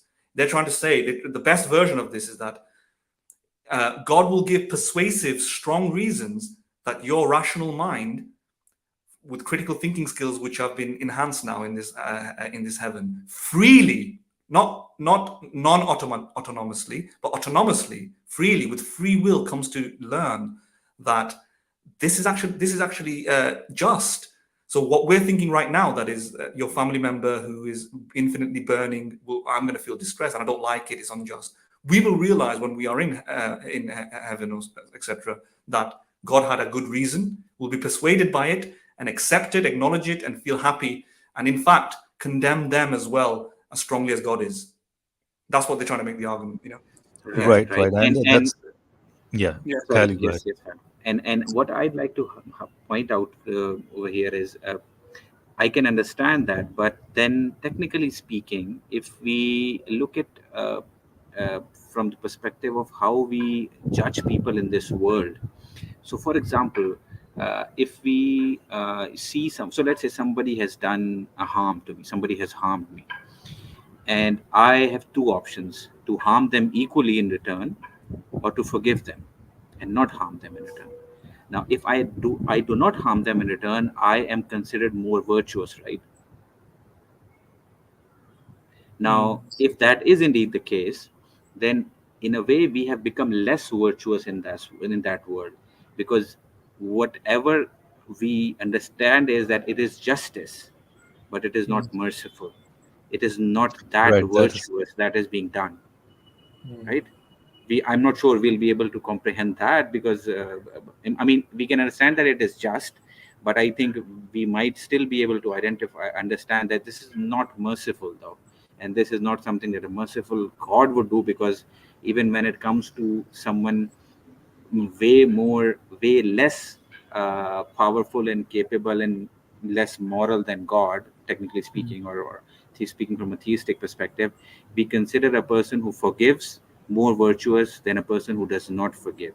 So therefore, I think, I mean, we'll technically then be less virtuous in heaven than we generally are in this world. Maybe the whole point that these philosophers are arguing is that mercy and mercy and punitive feelings would be more, we're going to understand it better in this afterlife.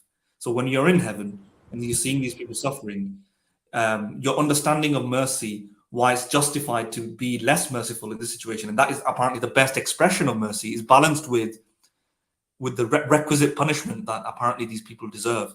In other words, Yeah. it would be, it's like let's say somebody commits a rape. The most merciful and most punitive person would still punish the rapist, right? But but won't go beyond the punishment level that is the most merciful as well. So so it'll be balanced, a healthy balance between mercy and justice and punitiveness. If he needs to be punished for 7 years, and then mercy comes into it, something like that.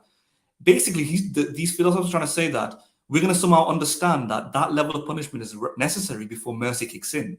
You get it? In other words, if you're too merciful in that situation, we won't be able to, the punitive prerogative that God has won't be satisfied as well. Right. Yeah. I mean, I can understand this from at least for people who will be judged or who will be punished, at least temporarily. But of course, we can. I mean, that is another rabbit hole where we discuss, whether something should be punished, something deserves an eternal punishment. So I think we don't need to go over there. But yeah, I understand the point that you're, raising. Christians, Right. I mean, some Christians say that you can actually leave hell at some point if you repent. Yeah. You know? Even Muslims do. Yeah, even some Muslims do. Yeah. And yeah, I But think that so. is Yeah. there's a minority of them, though. no, actually, if you are a non-believer, you won't ever be able to leave. I mean, there might be some stray, firqa that believes it. I don't think so, but I think Quran is pretty clear about it, You right? know, Ibn Taymiyyah actually tried to prove that there is that the punishment in hell, or the hell itself, is not eternal. So I mean, I think this is another rabbit hole that we'll go into Yeah, probably. yeah, yeah. I But I think guess we I get your shouldn't, point. yeah, Yeah, we we shouldn't should go come over back there. to the, Yeah, we let's should come come back to back the to the video. surface, and let's Yeah, move through. yeah, I just want to spice up this discussion for yeah, our audience, basically. yeah, What do you yeah, yeah. think about if you were, say, if you were born as a girl or a woman? Would you be happy that you could have demanded somebody like Brad Pitt or Tom Cruise, or whatever? Uh, Would that be a just reward for, in your minds? I mean, I'm not sure. If that is what you desire, then fine. I mean, being a man, we are a lot more, you know, sexual, I would say, or we are the sexual desires a lot more, maybe Sexual intense than desires, basically. females. Yeah. Yeah, I mean, yeah, maybe. I mean, that is what is generally understood. I'm not sure if that is actually true, but I mean, maybe if that is what we want, that is what I want as a woman, then yeah. But I'm not sure. I mean, if we get whatever we want in heaven, then fine. Then, in a way, again, the we would come down to discussing the point whether cheating is wrong in heaven, because you have a husband and your husband and wife. If wife goes to Brad Pitt and husband is busy with the hoors, is that even wrong? No, it's not. Orgies, are they wrong or not? No. All these things Yes, which are considered nothing quite is wrong immoral. at that point, Right. pretty much. Yeah, whatever all you consider wrong over here Right. is Is not gonna be homosexuality wrong over is here, right? homosexuality wrong over there? No. I mean, you can be with whatever or whoever you want to be and do whatever you want to do with them. So in that sense, when God talks about whatever you want, you can have. It is not whatever you want you can have. It is whatever you want you can have, but with certain points. What do you call those? So, You can't uh, you can't you exa- can't have you It can't just have reminded me. somebody else's wife. You can't have this guy's Yeah. wife. You why can't have not? this Why guy's not? I wife. mean, I think a lot of men desire other people's wives, right? I mean, Right. they That's what I'm okay. saying. But it's like restricted. Oh, no go. God says, oh, So, no go. so I think what will happen is that once again, we'll not be able to want that even. Yeah, Our yeah. I think desires, that's going to desires be will be perfect. restricted. You're going to be perfect in it's going to be a Yeah, perfect world as well, in the sense that yeah, certain desires won't materialize. Like you're not going to get the feeling to want to rape somebody or kill somebody, because these things don't yeah. exist, Right, right? right. So cheating, therefore, and or wanting somebody else's wife, I would imagine similarly blocked off. And Right, so right. So you won't get sexually aroused by, seeing yeah, someone else's wife, pretty much. well, And yeah, that's the question. You'll probably be interacting within the heaven. I mean, it's not like that you won't be interacting with people. I don't know how it's gonna be, but basically And we are trying to reimagine the whole right, heaven right now. and and and I think what's important once here is once again over here is the point that you raised a while ago was that this all this imagery of women and sex and wine and all that, it was actually to seduce people into doing something that was wanted to that the leader wanted them to do. Because if you're looking at this logically, if all he had said was, well, you have all these desires in this world, but in the afterlife you will be devoid of all these desires, you'll need nothing. Now that that technically would be good, but that doesn't sound good, right? so Exactly, so exactly. that's why that's not what was proposed, that is not what was actually mm, actually told Put to forth the by presented followers. by the Yeah, God. that Yeah, was not presented by put the forth God. by the prophet. In fact, what Yeah. was put forth was all these desires will be fulfilled. Right, In right. although it could have been said that you'll be devoid of all these desires, but that is not how it was put forth. So Yeah, and I I mean, think it sort of it clarifies the point. It sort of indicates that this was all to seduce them into into doing doing something something that they were yeah, like not really they might not happy, have or done they were feeling otherwise. sad. But yeah, yeah, yeah, I totally, mean, totally. they wouldn't like the power of. I mean, they wouldn't like losing their desire of women, right? They will, what? I'll not be wanting women anymore. That sounds very, it almost Yeah. feels like not being a man, right? It's like, I No, think I it think feels like I think being you might it feels you like might being cheated, basically. I exactly, think you exactly. might desire a woman. I think you might desire a woman, just not other people's woman. You know, that Yeah, could yeah. be one consistent way of accomplishing that. You get it? It'll just be you'll have lots of other But women to choose from. but even that was not said, right? The prophet didn't even just say that you'll just desire, and right here you don't desire your wife that much after a while, but over there you desire your wife a lot. And like, okay, but is that worth it? I mean, people would still have I mean, it's not that attractive She'll still, she'll and be that is she'll why. be she'll be Yeah, freshly minted every time you approach yeah. her. She'll be Even then, freshly I mean, minted. yeah, even then, I mean, this idea was not put forth right, even like that. Why? Because I think it was quite understood by the proponent of this idea that this does not sound very attractive, or it doesn't sound enough to uh, make them do something that they don't want to do. So I think that's why this kind of more coherent or more logical imagery wasn't put forth. Right, right, exactly. Madan, you want to add something? Shall we Well, play I that? think we need to Let's move. finally move on. Yeah, I think we should. We should. I'm just going to hold back because otherwise we're going to go. You know, I don't know, these wives and this set of wives is because in it's more Islam- from this world. In This Islam, right now, a man can marry up 4 women. But isn't if he can afford, if he is rich, richer than rich, or he can fulfill all the expenses Of all all the fours yes. equally. but would you be okay with that? But if he no, but but I am. But if he married don't about mind? no, I don't mind. If he I think married, many Muslim men would want to marry you. if no, if at he the married, beginning we used to say, but if we desperately love someone, we never ever shared that person. But yes, if our person, if in future, if there is some kind of any any defect, any defect in us, like that sorry Allah, if we are not going to be a mother in the future, so in that conditions our husband is allowed to. Just wanted to make one point right here. How much can a certain ideology, deprive you of even free thinking, right? Can you guys hear me? So she's so afraid to even Yes. speak her mind, and that's really saddening to me. I mean, these girls seem really, at their primes of, doing whatever they want to achieve in their lives and stuff, right? And what is really saddening is this ideology. It has completely, trampled them down in the sense that they can't even think freely, and then before speaking something they have to evaluate it 100 times that they saying it right or not. They can't just speak their mind at all, right? So it's sad, really sad.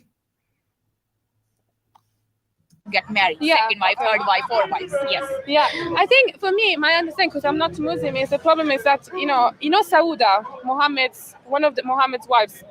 Did you hear about this woman? Sadia has, But he is big and wife every. if I allow him, I allow married in to marry. kind of very separate wife married. No, After it her is- death, he got married. Who Khadija was widow, and after that never get married. No, like Hazrat Khadija was his first wife. Yeah, when she was alive, he never get married. No, After it her is- death, he got married, and Khadija. Like of his 2 or 3 of his wives were Yes. they get like the verses of Quran to directly to Hazrat Muhammad sallallahu alaihi wasallam that and said mentioned that his wives are all the Ummul Mu'min, like the mother of us. No, his wife. Men who will be husband too. They will also go to Yes, hell with her. because I never heard this before. Is that in a hadith? Her who will he hold 4 men. she hold yeah. She gonna hold hold 4 men. 4 men who will become in hell with her because her father, her brother, her son, and her husband too. They will also go to Yes, hell with her. because- I never heard this before. Is that in a hadith? Yes, Yeah. it is. All right, so I just fast forwarded a little bit, so I hope it didn't cause too much of a problem. But this is where she comes and says one more thing, that if I think I missed that part. Let me just play it again, right? He hold 4 men, To cover our head, we are and not when allowed a woman go to hell, he hold 4 men. She hold yeah. She gonna hold hold 4 men. 4 men who will become in hell with her because her father, her brother, her son, and her husband too. They will also go to Yes, hell with her. because- I never. So she's talking about something like whether if some girl goes to hell, she'll take 4 people with her to hell, basically, right? Have you heard of such a hadith, Kali? I Or think Mahadan? I'm not sure if there's a Sahih hadith about this topic, and I think the topic that they're covering is head covering and hijab and all that, something like that. I am not Right, sure. right.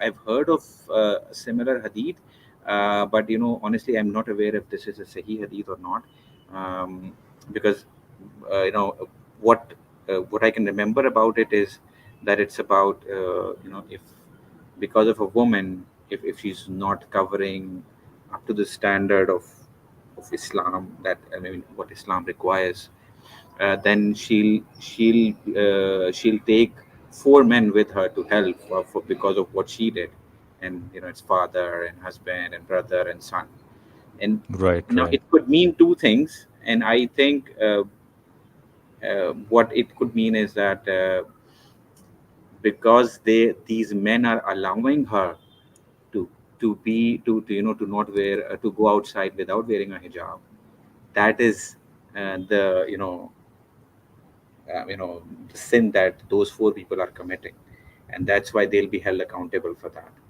Right, um, right. I'm not sure if these women will be are looking at this uh, and are able to comprehend that this is what they're sort of implying, that this is a sort of control that Islam actually requires men to have on their women. Um, I think because their heads are not covered, the women Right, who are right. speaking, I'm not sure how they can actually just, talk about it and probably not realize that they are talking about probably their male relatives as well, and their fathers, brothers, son, and husband.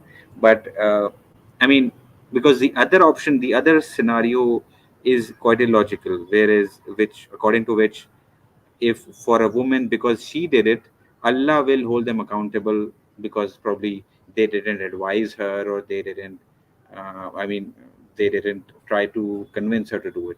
If that is the level, then fine, they can try to convince her, but she has her own free will, right? So in Islam, everyone does deeds by their own free will. So they Yeah, should, otherwise that becomes a everyone, contradiction, right? Because exactly. you're saying that you have given the free will, and then if she acts with her free will, and You're you held at least accountable tried for your that free best, will. then why should you go to hell because of Yeah. her choosing, Another to person's free go will. with her free will? Yeah. Yeah. Yeah. So it doesn't sound that very, I mean, it doesn't sound very coherent. But yes, I have heard this hadith. I'm not sure if it's sahi or not. I can look it up Right. though while we're watching. Right. Right. Right. Never heard this before. Is that in a hadith? Yeah, Yes, yeah. it is Because they never stopped a Muslim female. Like my brother used to stop me, my father used to stop me. But I'm an independent woman. Like I'm standing without my head covered. and we have many people. For me, as the whole Allah subhanahu wa ta'ala asked the female, the Muslim female, that they should cover themselves. Tease her. Follow this. This is our sin. So someone and never Hazrat Muhammad Sallallahu Alaihi Wasallam never said that a woman stay in hell. If A we woman's- stay in hell always, not like that. well, the Bible says that once you're in hell, once that comes, judgment is set. I mean, in the believer can Do our finish our punishment. If we finish our punishment for all our sins, we will surely go to Jannah. Yeah. Then after that, he will send us to Jannah. And with a kind of bangle, gold bangle that surely recognized us, make us our identity that they have. Sahih. They're all So I'm gonna show you. You believe in Sahih Bukhari? Yeah, yeah, Okay, definitely. so this is Sahih. So it says in paradise. So the desires, see, this is, I mean, of course, these girls don't understand these contradictions, right? You have the materialistic desires and these desires are instilled by, the uh, centuries of indoctrination, right? I mean, I'm not saying centuries of indoctrination as in, I'm talking about the whatever is coming from the scholars, basically, whatever is coming from the teachings, basically, and that is that gold bracelet, basically. So that's still a materialistic desire, right? But in Jannah, you'll have much better things. What are you gonna do with that gold bracelet? Basically, is the question, right? But so you don't see, as a believer, you don't see these contradictions as contradictions, because you're so fully immersed with that thought that, okay, this is a part of the reward that I'm gonna get, basically, and because this is a reward that I like here in this life, so I'm gonna like it over there as well, right? So that's the kind of point. I don't think we have too much ahead in this video. I think the meaty points that we wanted to talk about probably is already been presented, but we have a few viewers, and whoever is listening, please uh, do come join us. And then if you want to pose a certain question regarding whatever we were talking about, do come and ask us any question, or you have any question apart from the subject matter right now, Yeah. you can still Well, join us and ask. yeah. And if you're listening, sorry, one more thing I want to add, then I'll give it to you guys, right? One more thing I want to add is like, subscribe, and share as much as you can, Yeah. right? Basically, we want to have this message go to everybody. Basically, the kind of Yeah, absolutely. philosophical arguments we present, I think there's no other channel that does it to so much of depth. Basically, I think Yeah. Khayali, I'm blessed to have Khayali and Mahaden on the stream to be even able to talk about these subjects in so much of depth. Basically, I just can't imagine with doing these streams with anybody else, to be quite honest. Anyways, Khali, Madan, take it over. Yeah, absolutely. If I recommend anybody who's watching to definitely click on the subscribe, like button. If you want us to continue to live online, want us to continue to exist and breathe and express these thoughts in the way we are, even better maybe in the future with more depth, or even a specific request of a topic, you need to subscribe. We need to grow our numbers. Invite people, anybody you know who might be interested. Get the ball rolling, because we know we don't have an existence if we don't have a audience. Yeah. Anyway, that's my radio advertisement. What was I going to say?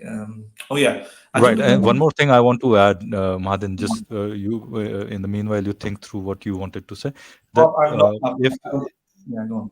Go on. Yeah, just wanted to say, add one more thing, is that once this channel grows to a certain number, maybe then there might be a time when we are probably gonna invite some really good philosophers that we are in touch with. Mahathir is in touch with some good people who are from the very deep philosophical community, and we can have certain bigwigs to come on the channel and talk about certain things. This is a possibility. So if it grows and if we have the numbers, then that's going to become easier, much easier, basically. Right. Sorry, Mahadan. How many Have people are stopped watching you. right now, by the way? You know? It's I have written it. Okay. All right. So what I wanted to say in general, right, is part of the title and something that we kind of touched upon before the stream. If a person wants an individual in heaven, in the afterlife, let's hypothetically suspend whether or not it's consistent and coherent with the Islamic narrative. In other words, whether or not it's grounded in the Islamic narrative. We can talk about that later. But the question is, if the idea is that you can have anybody as a partner in the afterlife, you have to take into account, like this woman has expressed, that she would want Brad Pitt or any other famous celebrity, is that there's going to be many other girls who are probably going to be wanting that specific celebrity.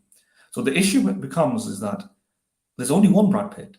So, so in heaven, what's going to happen? So if you have a million girls wanting Brad Pitt, how is Brad Pitt going to be the husband or the lifelong eternal partner to 2 million girls? And so that creates a philosophical issue. So You take the soul out of Brad Pitt. Yeah, before you interrupt, yeah, that's fine. Before we go into the meat of it, the question, let me just lay out the issues. The issue obviously is you have one individual person. So how is it possible for the wishes and desires of all the other people to be accomplished? Well, you can't unless you have clones or duplicates. But this is the issue. If a female actually wants specifically Brad Pitt, that is not a duplicate or a clone, right? But Brad Pitt. In the same sense, if a female wants her husband or wants a guy that she likes in her workplace, but there's more than one girl who likes that same guy, right? And it could be due to a combination of factors: looks, personality, interest, connection. Then you're going to want the total package. So you don't want just the duplicate. You don't want his twin. Yeah, you don't want a robot or a zombie. You want the real, specific, individual person. So how could that wish be completed in a heaven? Which means there's a contradiction in the sense that in one end you can have anybody you want, and the other end you can't, because there's only one of that person to go around.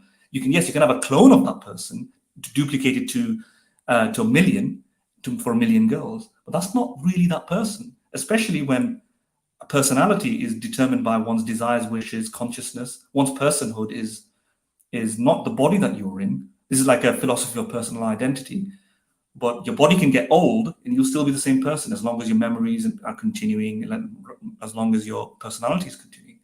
In fact, if you take your person out of your body and put yourself in a different body, yeah, we won't say that the person has changed and become another person, what we would say is that person has a body swap, a body change. So if I take myself out of my body and put myself in Philo's body, now I am still Mahadin in Philo's body, and Philo might be in my body.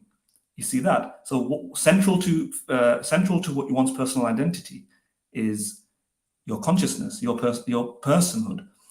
But if somebody actually wants a specific person, then how can that happen? And if you clone me, that's not really me. That's just a clone. So that's another very difficult issue, I would imagine. And there's been certain solutions that we kind of discussed before the stream. Philo, do you want to add in? Yeah. So I wanted to. Madan, I'm getting a reverb from you. Yeah, All right. Madan, Yeah. So what I wanted to say over here was, let's assume that what we're talking about only is the soul, basically, right? So let's say if those are robots, basically, if you qualified it as being a particular person with that particular consciousness, then there is a contradiction for sure, as you illustrated very well, right? The way I'm seeing it is, somebody from the theistic side or an apologetic can come and say, let's say there is a girl who desires Brad Pitt, and since there is an eternity of time, Brad Pitt might be interested in there'll be a time when Brad Pitt would be interested in this girl as well, because there is an eternity of time, and then they can have whatever they want, right? So her desire is fulfilled, as well as Brad Pitt's desire, because there's a contradiction with the eternity, right? There's a contradiction within infinity, right? And so eventually she will have sex with Brad Pitt an infinite number of times, basically. After infinite amount of time, right? Right. After infinite amount of time, she will have, so she'll get, and everybody will have that desire fulfilled, pretty much, right? An infinite number of times, right? Okay, Right. so I have.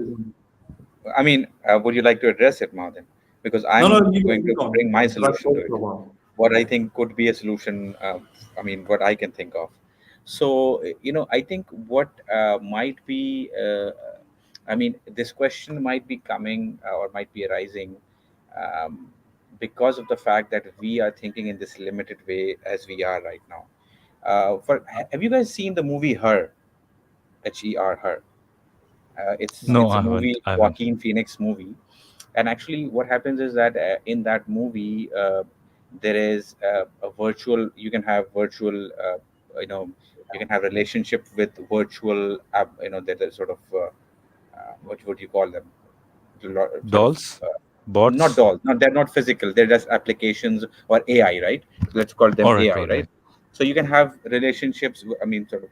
It's not physical, of course, but an emotional connection and a sort of a intellectual connection with an AI bot, uh, an AI being. So what happens? So he the main protagonist of the movie actually develops a very strong relationship with a sort of AI personality that he constantly interacts with.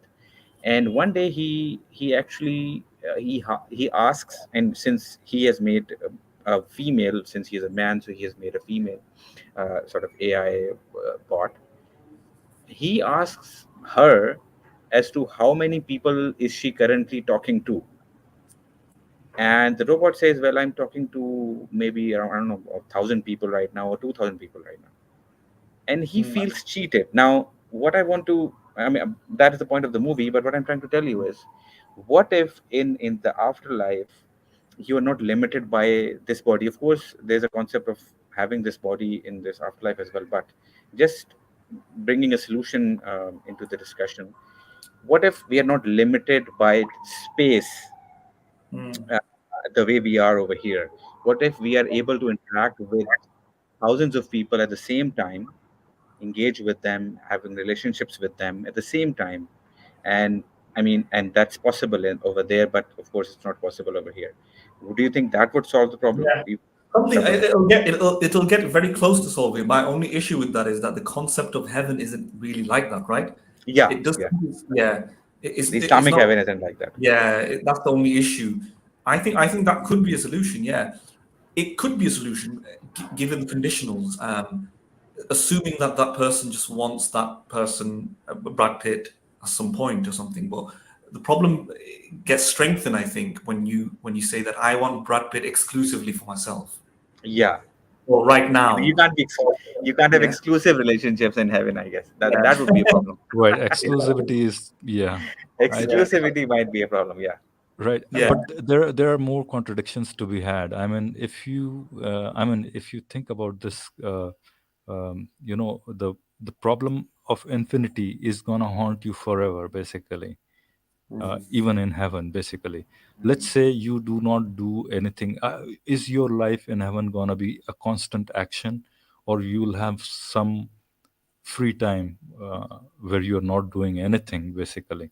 And if you take that to be, a possibility, then you're talking about that whatever nanoseconds of free time up to infinity is gonna become an infinity of no action time, basically. So it's a contradiction all over the place, pretty much, right? You can have a partnership with Brad Pitt for infinite number of times. You can have a partnership with somebody else with an infinite number of times, but at the same time you can be having a boredom for infinite amount of time as well, for an eternity. Yeah, Infinity by its very nature brings in a lot of contradictions, right? contradictions, right? Mathematics but I mean, fails when it comes to infinity. Yeah, just a tangential point. Accepting infinity in the case of heaven will strike another contradiction for theists who believe an actual infinity cannot exist, right? Because, well, if they think an actual infinity can't exist, which they would argue, some of them would argue, to make the Kalam cosmological argument. Sometimes Right, exactly. Yeah, as soon as you said it Yeah. occurred, right? Sorry, go ahead. So accepting the infinity of eternity of heaven is an actual infinity, right? It doesn't end, and therefore there are an actual infinite number of parts to it. Although they may some may say that you can't reach the end through successive addition, so there's only a potential infinite, right? It's not an actual infinite. But That's what WLC says, that it's a potential, not an actual infinity. It can't be achieved. It's only a I don't want to potential go from too the much of time a you look at tangent. it, basically. Yeah, I don't want to go too much of a tangent, but if anybody's interested in that, I think a very strong rebuttal to what William Lane Craig is made by Wes Morriston and Alex Malpass. They've written a paper on infinity, explaining why the potential infinite collapses into the actual infinite. They're both the same, right? So anybody who's interested in that, if they want to read it, you can send us a message and I'll send you the paper, or you can just Google it. Alex Malpass, Wes Morriston, Infinity. There we go. Philo's not writing it. I You can was read it. I about don't want to to go into that. I don't want ask to talk for about infinity, but I just wanted to raise it as a potential issue by accepting heaven as infinite, because I think potential infinites are ultimately actual infinites as well. I think Wes Morriston make a very convincing case why they are. The other thing I'd say is, just going back to the Brad Pitt stuff, is there are several other issues as well. For example, what about Brad Pitt's choices? What about your husband's choices? yeah, I was about to go there, but yes. Exactly. So there's a contradiction there as well. If Brad Pitt wants one person and you want Brad Pitt, and Brad Pitt wants to be exclusive and you want to be exclusive, what's going on there? Ultimately, that can only be resolved, I think, through either duplicate clones or twins or something, or just brainwashing the individual into thinking that no, you don't want that. Right, like taking Brad away Pitt. some part of your free will, pretty much, in a sense. Yeah. And I can't see how Yeah, I that think if you take away free will, I think that seems to be the only solution. If you take away all the free will from everyone and you just give them euphoria, just an infinite amount of for an infinite amount of time, that's all that can be done. I mean, Kylie's obsession with euphoria. It just makes me laugh. It's just take away the euphoria. I want just, it reminds me of Breaking Bad. Have you seen Breaking Bad, anybody? Yeah. I haven't. Yeah. I don't know why. Just inject them with euphoria. All right. Can Yeah. I take 1 minute from you guys and read Cosmic's Go ahead. comment? And I think somebody should respond to this. Yeah, And we I have to think he address has it. raised a very good point here. I The would love brother to. has raised a very good point. Yeah, brother, that's a very good question. Yeah, brother has asked a very good question. Very good question, brother. Brother, All right, let me Cosmic brother. explain Yeah. this. All right. I- Sorry for instilling Zakir Naik's soul Yeah. into your comment. Yeah, But no, yeah, I can do a very good Cosmic. impression of Zakir Naik, but I think I'll be deemed offensive, even though I am Indian myself. Doing an Indian Right. accent by people who don't Right. have an Indian accent is deemed offensive. So I won't do it. Right. But Right. my Okay. purpose when I imitate him is to insult him I think specifically. you Yeah, should do it once when it's in a flow. If you do it in a flow, probably it won't come off as oh yeah, offensive as otherwise it is, right? Okay, let's yeah. read it. Isn't this question only a problem if we assume logic would apply in heaven the same way it does here in the universe? Once you grant the assumption of a god, then all sorts of magic is possible. No, I think that's a very valid point, and I think through these points that the kind of the way we understand logic and the contradictions are they do they hold the same kind of weightage in heaven as well or not? And that's a very tough question to answer because there's no way we could probably even Well, imagine let me such a thing, pretty much, yeah, right? yeah, let me answer that. There are philosophers who think that logic doesn't apply or metaphysics doesn't apply. But I think the very big major consensus in philosophy is that in a philosophy of religion is that God or theism has to abide by the laws of logic. Like, for example, God cannot create a square triangle, right? And so on and so forth. If you let go of logic, everything kind of goes. And yes, all possibilities are possible. And in fact, there won't be any need for philosophy and apologism and apologetics because anything is possible. And where do we draw the line? It shouldn't be limited to heaven. You could just be applied to the holy books, concept of angels, Trinity.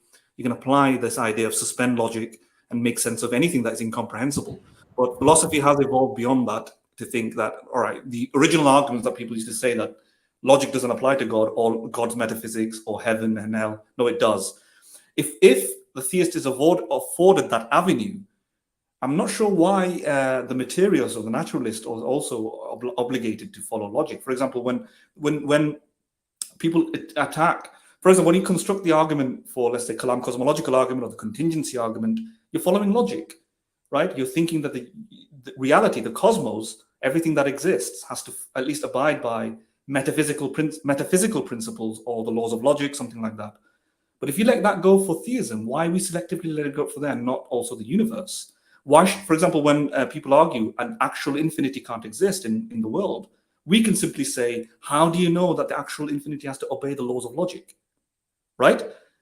And make sense in that way. So it's a sword that if used by theists that can as a bat for their own back, I would say, yeah, it's damaging themselves because we don't know why we should have this selective application of, well, logic may not apply only for theists and not for the rest of the universe. But generally speaking, people do think that it has to at least make sense, and contradictions can't happen. For example, it can't be if we let go of logic, then it could be the case that in heaven can exist and not exist at the same time, right? And God can exist and not exist at the same time. Yeah, Yeah, but there's really weird. one more problem with that, and one question that somebody could ask: if contradictions have to be at such a high level, then you are saying that they are co-eternal with God, pretty much, in a sense that God has to abide to those as well, in a sense, right? Yes, I agree with that, by the way. I think the laws of logic are probably necessary truths, right? It's a necessary truth in the sense They are that, co-eternal with God, right? Yes, in the yeah, sense, right? yeah. I mean, They are, yeah. I mean, they are necessary for any existence, I would say. I mean, if existence exists, then these laws of logic Right, should right. exist with them. Yes, And right. they don't exist independent of existence. They just, they are there by the very, what do you call it? By the very fact that existence is there, these rules of logic would be there. And I think It's Mahadan has axiomatic responded. is what you mean. Yeah, Are you Kylie, saying Kylie, axiomatic? Yeah. yeah. Yes. Kylie, the Yes. point that Yes. you're making, though, if existence is there, there will be contingent on existence. If it's a necessary truth, even if nothing exists, and this kind of touches upon the You're first right. topic In fact, ever you're right. done. You're right. Something can't come from nothing. We kind of agreed that that can't happen. Remember, Philo, in our first ever video.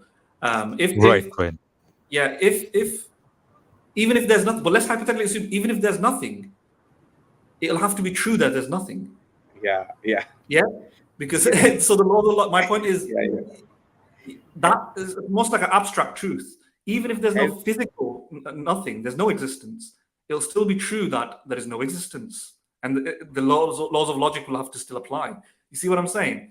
But then me and Philo agreed that if that's the case, the laws of logic is something, even if it's an abstract property, and therefore we can't have nothing. And me and Philo came to the conclusion in the video that nothing can't exist, at least thinking about it rationally.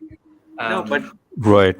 I just want to put we don't forth have this to delve into advertisement that. to our Yeah. right. Sorry. Sorry, Kylie. Just Yes.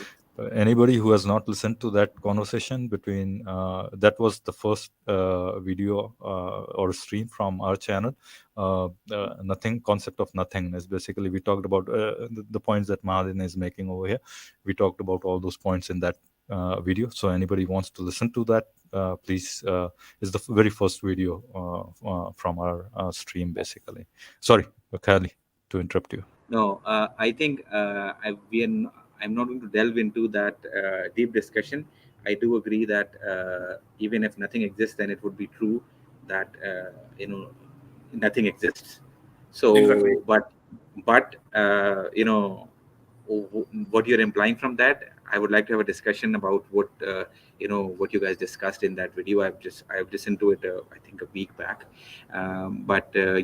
you're right. But I would also ask you to listen to.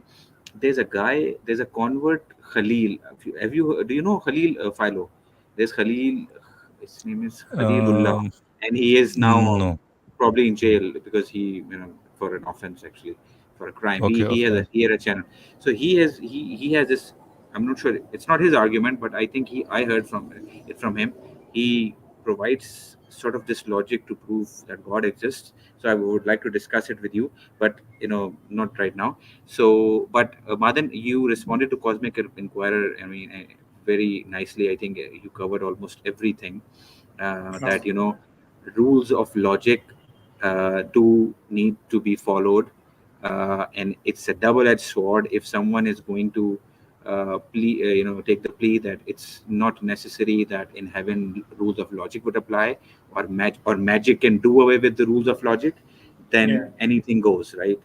And everything goes out the window, and everything is possible, and then Trinity is possible. You cannot argue, you cannot have a logical discussion with anyone then, because anyone would say that anything is possible, right? Metaphysically, all of these rules only apply to this world. Metaphysically, we don't know whether this logic applies or not.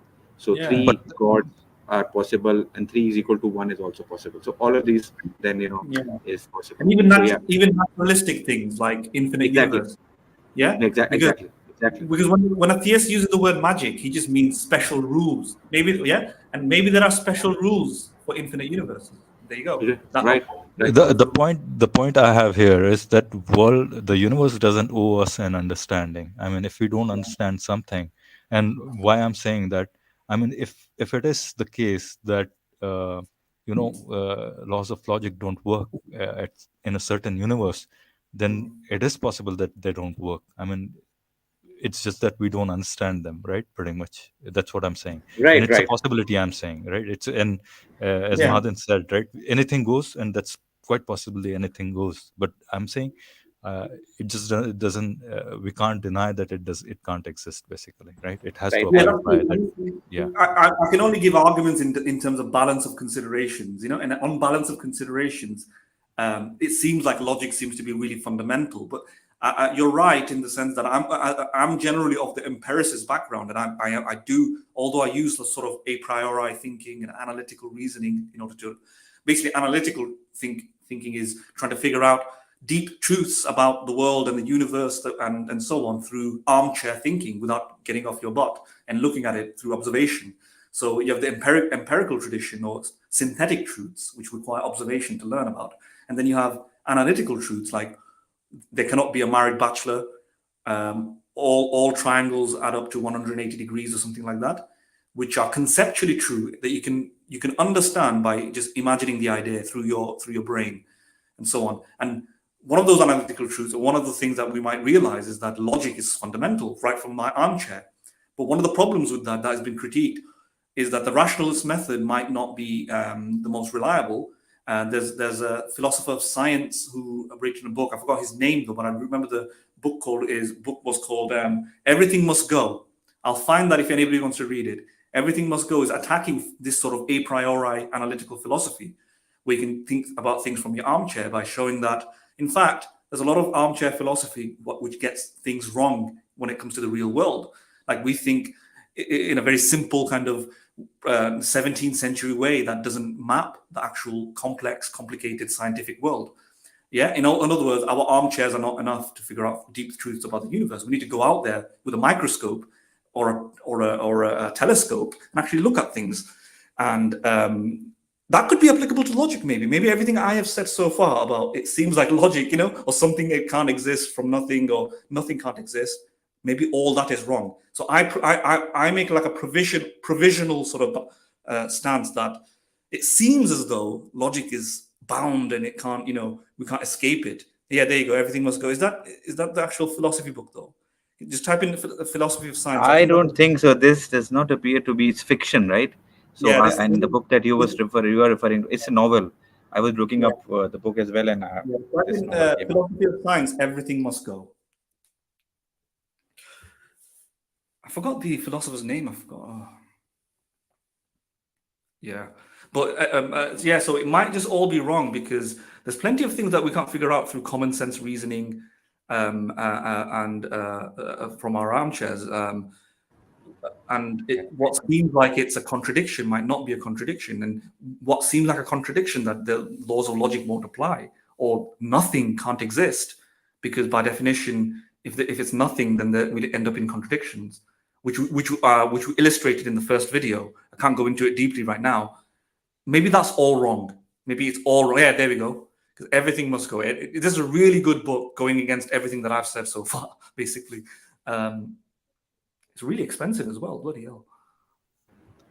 Okay, I think I was on mute. It's Indian dollar. It's Indian rupees, I guess. So it's not that expensive. Oh, I see. I can't see it clearly. It's not pounds or dollars. So don't worry about it. Yeah. All right. But yeah, I think I mean, it's at least it's a double-edged sword. If somebody wants to go by that argument, then their argument itself could be logical, right? Yeah.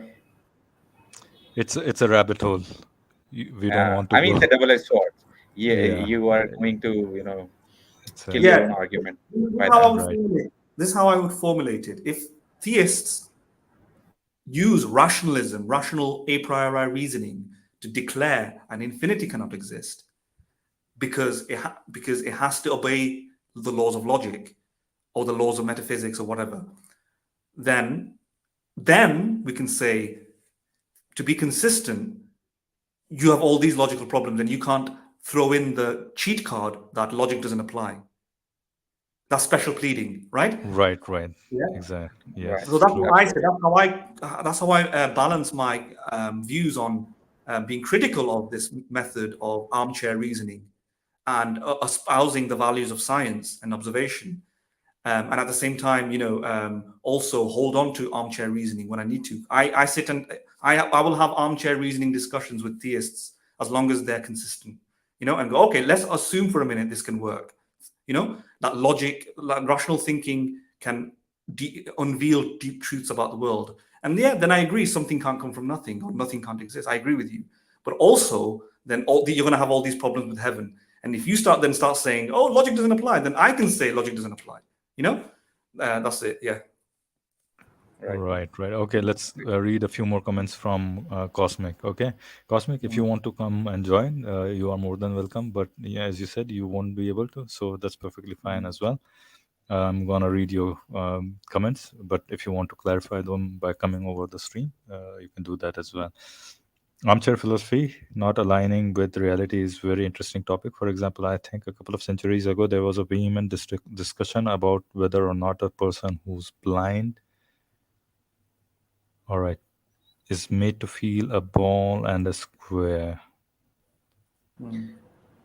Okay. I think it would more apply to colors, right? I'm not sure if that is what Cosmic Inquirer is talking about, because a blind person might be able to perceive what is a ball or a square with his hands, but he might not be able to perceive what is red or color, I mean, or any other colors.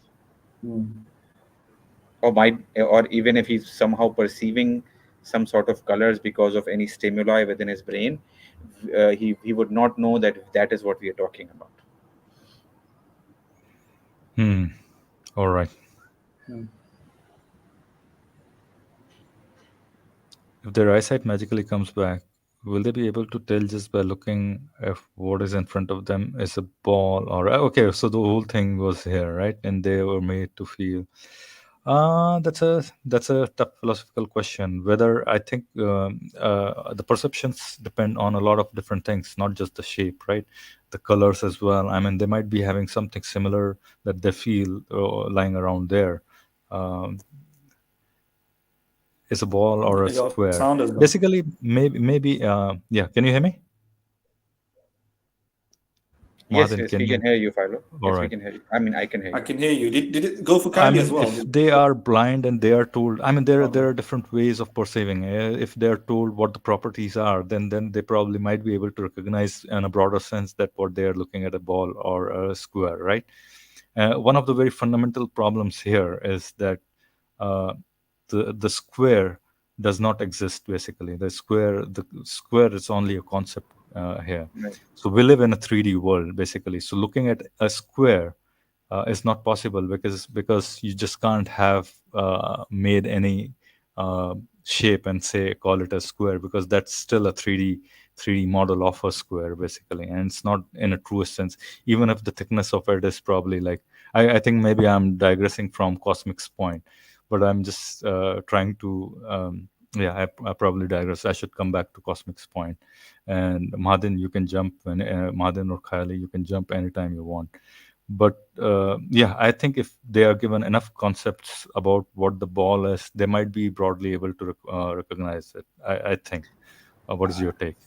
I mean, I'm not sure if, as I said, I think in case of something that they can actually feel with their hands or something when it comes to a shape, we might be able to help them. I mean, they might be able to perceive it through the sense of touch, and getting that sense of the shape of by making them touch something which is square, or something, or a ball. But I think more. I think if that is what Cosmic Inquirer is talking about, I think as I was saying, the concept of color is something that we can never explain to a blind person. And once if their eyesight comes back, they might be able to understand the ball, because yeah, they can grab it and they go, okay, this is what you were talking about, right? And if we hand them a square, they'll identify, yes, this is what I was feeling when I was even when I was blind. But if we tell them what was red, Madan, yeah. reverberating. All right. So but when it comes to a color, even if we explain everything, and I think this is a philosophical question as well, right? If we are able to explain everything about the color red to someone, would they know everything about the color red? Even if they're I mean if their person is blind. So if they do know everything about the color red, then once if they get their eyesight back and they are able to actually perceive it, don't they get an additional information? So I think that is what he might be referring to. I might have totally missed the point, though. I'm not sure. Yeah, I'm not 100% sure exactly the point of it, but I think it means what you have said, in the sense that some sort of experience is necessary to understand certain things, right? And without that experience, you're not going to learn about it. And that's also used in, by the way, can you hear me? Yes, we Yes. can. Yes, we can.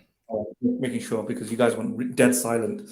But yes, some sort of experience is probably necessary. And it's, if in philosophy, it's actually called, I think Mary the Scientist, or I forgot now. Basically, a woman is raised in a closet and is scientifically described of all the contents of the information, molecules, taught chemistry, molecular formulas, how things arrange, dimensions, and so on. And she can learn about the frequencies of light, the properties of light, UV light, the ultraviolet spectrum, the saturation hue, all of these things you can learn, but she'll never understand and comprehend what red is. She can learn that light bends and refraction occurs, but she's never going to understand when light bends in this particular way and it goes to this particular frequency, it creates red. Because red is an experience of in your light cones, and you can learn about everything about the eye, about the optic nerve, about the brain regions, but you can never know the experience of sight and redness unless you have that phenomenal experience. And it's the distinction between phenomenal properties and everything else, or basically experiential properties. That experience can't just be reduced to scientific descriptions. It has to be experienced. I think that is a strong point. In order to understand the world to some extent, you do need experiences, especially for sound, touch, taste, temperature, etc. You need those sort of sensory perceptions to happen, and you can't just learn about it from mere descriptions of things. You learn something about it, but not that experiential thing. But that's not exactly the point that I was making regarding a priori thinking and rationalist armchair philosophy, but it's part of it. But a priori, for example, if you're a rationalist, you can completely acknowledge everything that Cosmic Inquirer said, that certain things require sensory perceptions. In fact, rationalists don't deny that you need empirical data for certain things. They make the distinction between synthetic data and analytical data, right? And synthetic truths you require, in order to know, for example, whether or not Kylie is married or is a bachelor, you need to find out something about the world, right? You need information, you need empirical evidence. On the other hand, in order to know that a bachelor is a person who's unmarried, you don't need to know anything about the world. You just learn it through the concepts itself. For example, you don't need to go and empirically verify anything to know that triangles contain three sides. It's just the concept. The concept itself gives you that info. That's, by the way, I'm echoing their argument. There are issues with that as well. But so in order to, for example, know that square has four sides.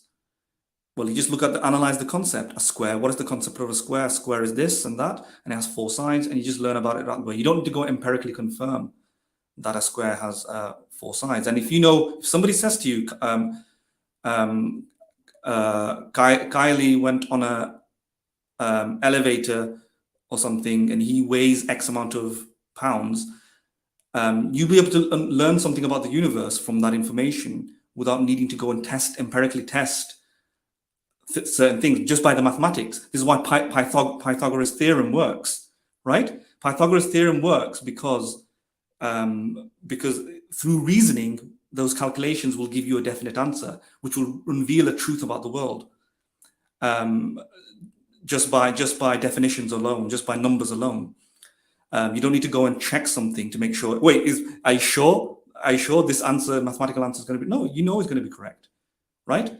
That's the advantage a rationalist method gives you, etc. But the rationalist doesn't deny that other things, like whether or not Kylie is married or not, can be determined through reasoning alone. You need to actually go and observe, find out facts about Kylie, and go, all right, actually he's unmarried, etc. Yeah. All right. Cosmic is here, right? Cosmic, you want to add? Madin, your mic we need to fix probably. Something is echoing in there. I think. Oh, is it? Now it's stopped, but as Yeah. soon as you stop and I start talking, I think around there are about few seconds when it starts to reverberate or echo, and then stops probably. So not quite sure what's happening there. Cosmic. Yeah, I just stepped out for a couple minutes. I would have loved to join you guys for longer, but I just have a couple minutes. I wanted to explain what I just said in the comments, and it would have, I think, made more sense if you read them all. Right, Since right. we were on I the topic was of yeah, since we were on the topic of armchair philosophy, I decided to add this. So there was this question I think that was being asked. I forget exactly when, but it's a very fascinating question where they were talking about so for people who have like perfect vision and eyesight, right? Once you've experienced playing with, let's say, a football or a tennis ball or a table tennis ball or something of that sort, and you've also played with maybe blocks or something that's or a brick or something that's rectangular or square, right? After you've experienced those, looking at them from afar, right? You know, squares or rectangles have like sharp or sort of sharp edges, and balls are very circular, right? The question I think that was that people were asking each other, mainly I guess philosophers or something. The question was if there is someone who is blind, and while they're blind, you get them to play with a ball, and then you also get them to hold an object or feel an object that's square or rectangular, right? If they were somehow able to get their vision back without feeling those objects, because they know by feel which one is square or rectangular type and which one is a ball, but without feeling them, just looking at the smooth sides of a ball which has no edges and a square, would they be able to tell which one was the square, which one was the ball, they were feeling, right? Just by looking at them. Now, this is a question that I think had people on both sides of the aisle. There were people who argued very strongly that yes, they would be able to tell because the nature of those two objects is so different, they would know. And then there were people who said they couldn't. And now it's this question has come into the realm of reality and science because we can restore people's visions, right? And we can get them to experience square and circular objects before then. And I believe the answer to this question was no, they can't. Even though from a philosophical perspective, you could have argued, you could have made very promising arguments that no, they'd be able to tell, because they look so unique for people who have vision, right? They look so unique, you would be able to tell them. But when it came to reality, of course, people on that aisle were wrong. But you could make strong arguments when it's not in the realm of reality. That's all. That's all I wanted to add. That story, right? I'll try to find the history behind this and everything, and maybe send it to you in an email or mention it sometimes. But yeah, that was it. Sorry guys, I have to leave now. no, But just thanks for one having me on. question. So they weren't allowed to touch, right? They were only told the features, right? Yeah, exactly. Okay, No, okay, no, not okay, so. yeah. When the vision is restored, they're just shown the two things, right?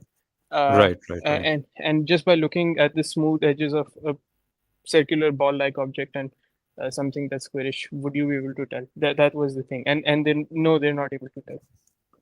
Right, right. Cosmic, thank you very much for joining. Yes, I think we made a cardinal mistake here that we didn't read the whole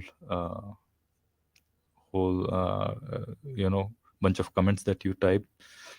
So yes, I think let me just finish what Cosmic read, right? But now in the 21st century, we can answer this question. It's gone from the realm of philosophy to science. I think this is all Cosmic already mentioned, and I think the answer was no, they can't. I'm in a meeting, so I can't type. I can type, but I can't switch headphones for stream. Which, if the points above are not coherent, I'll come on a stream next time to explain this better. All right, I think you they are already coherent. did that. I I think, think you, yeah. yeah, I think we are at his point. I think it's clear now. He's explained it. Right, I right. think it His makes point. sense when we have looked at all the comments, right? All the comments, right, right. All right, shall we move to our video? I think there's not much left to it. What do you guys want to do? Just suspend it I over think here, or I think we've covered a lot of it. yes, and quite a lot of depth. I think I have a complaint. I have a complaint from both of you guys. and as an audience, basically. Every time you guys say, and I'm as guilty as you guys are, that we won't go as deep into philosophy, and we keep doing that cardinal sin again and again, right?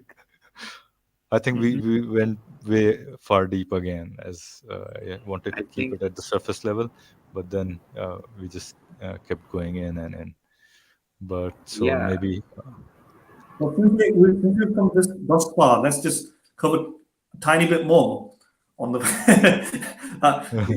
it's called status quo bias, I think, or it's a sunk right, cost fallacy. Yeah, sunk cost fallacy. Now that we've sunk our costs, we may as well stick to it. A few more things that I just wanted to say. I'm just going to throw it out there. I'm not going to explain it in detail or anything. The other Mhm. issue is with heaven, if it's meant to be a spaceless, timeless void, it's very hard to imagine consciousness being existent there, because consciousness requires temporal, time-bound stages. Moving from conscious desires, thinking, deliberating, planning, appreciating things. This is a temporal thing, requires time duration, and the idea that heaven is supposed to be this dimension where it's not a dimension, it's like an immaterial world. I think that's the Islamic conception as well. But um, Madan, someone could argue that if God can have consciousness without time and all those, well, because I then don't we'll have to yeah, dismiss God as well, in a sense, I right? don't I don't think God can have consciousness without time either. so Right, it's a right, logical problem again, and we're going in thinking about it logically, in the sense that right, can you right, have right, simultaneously conscious thought and no time? And I'm right, saying changing conscious thought, going from one stage to another. And the difference with God might be that he's considered to be a changeless as well. right, Changeless. right, Whereas heaven is not supposed to be a changeless state; it's supposed to be a changing. You experience things and learn things, not learn, but you go through different intervals. How do you have emotions, sex? basically, No? different experiences, right? Yeah, you have sex with these oars. How do you Right, without time? I'm not sure how. And the other issue is, how does immaterial, unconscious things have copulate? How do they have sex, without a body? It gets confusing. But I'm not sure of the Islamic conception of heaven. right, right. Yeah. How yes, do they and I think, even go ahead, Go on. yeah, Cal? Sorry. yes, Milo, yes. Do you want to further elaborate on the question, because I'd like to comment on that bit. I Go mean, ahead, I please. just Go ahead. okay. So, I mean, this is a more rationalist. I mean, there are Muslim scholars who actually conceive this kind of heaven, who have this kind of conception of heaven, which is not material, and not, and, do, do not have its inhabitants, have a physical body and all that. But if that is indeed the case, and heaven is timeless and all that, uh, all those questions you raised, I think all of them make sense. In fact, then, if heaven is indeed timeless and hell is also timeless, then the concept that some people would spend some amount of time in hell and then move over to, for example, Muslims will say spend some time in hell, pay for their sins, and then go to heaven. Now, that would make sense, because there is no time. So how can that happen? Again, because in a timeless world, in a timeless realm, change cannot happen. So the Islamic conception, I think the orthodox view isn't that. I think they do believe in a the physicality of that realm might be different from this world, but in fact a lot of them think that our physical bodies will be rebuilt from our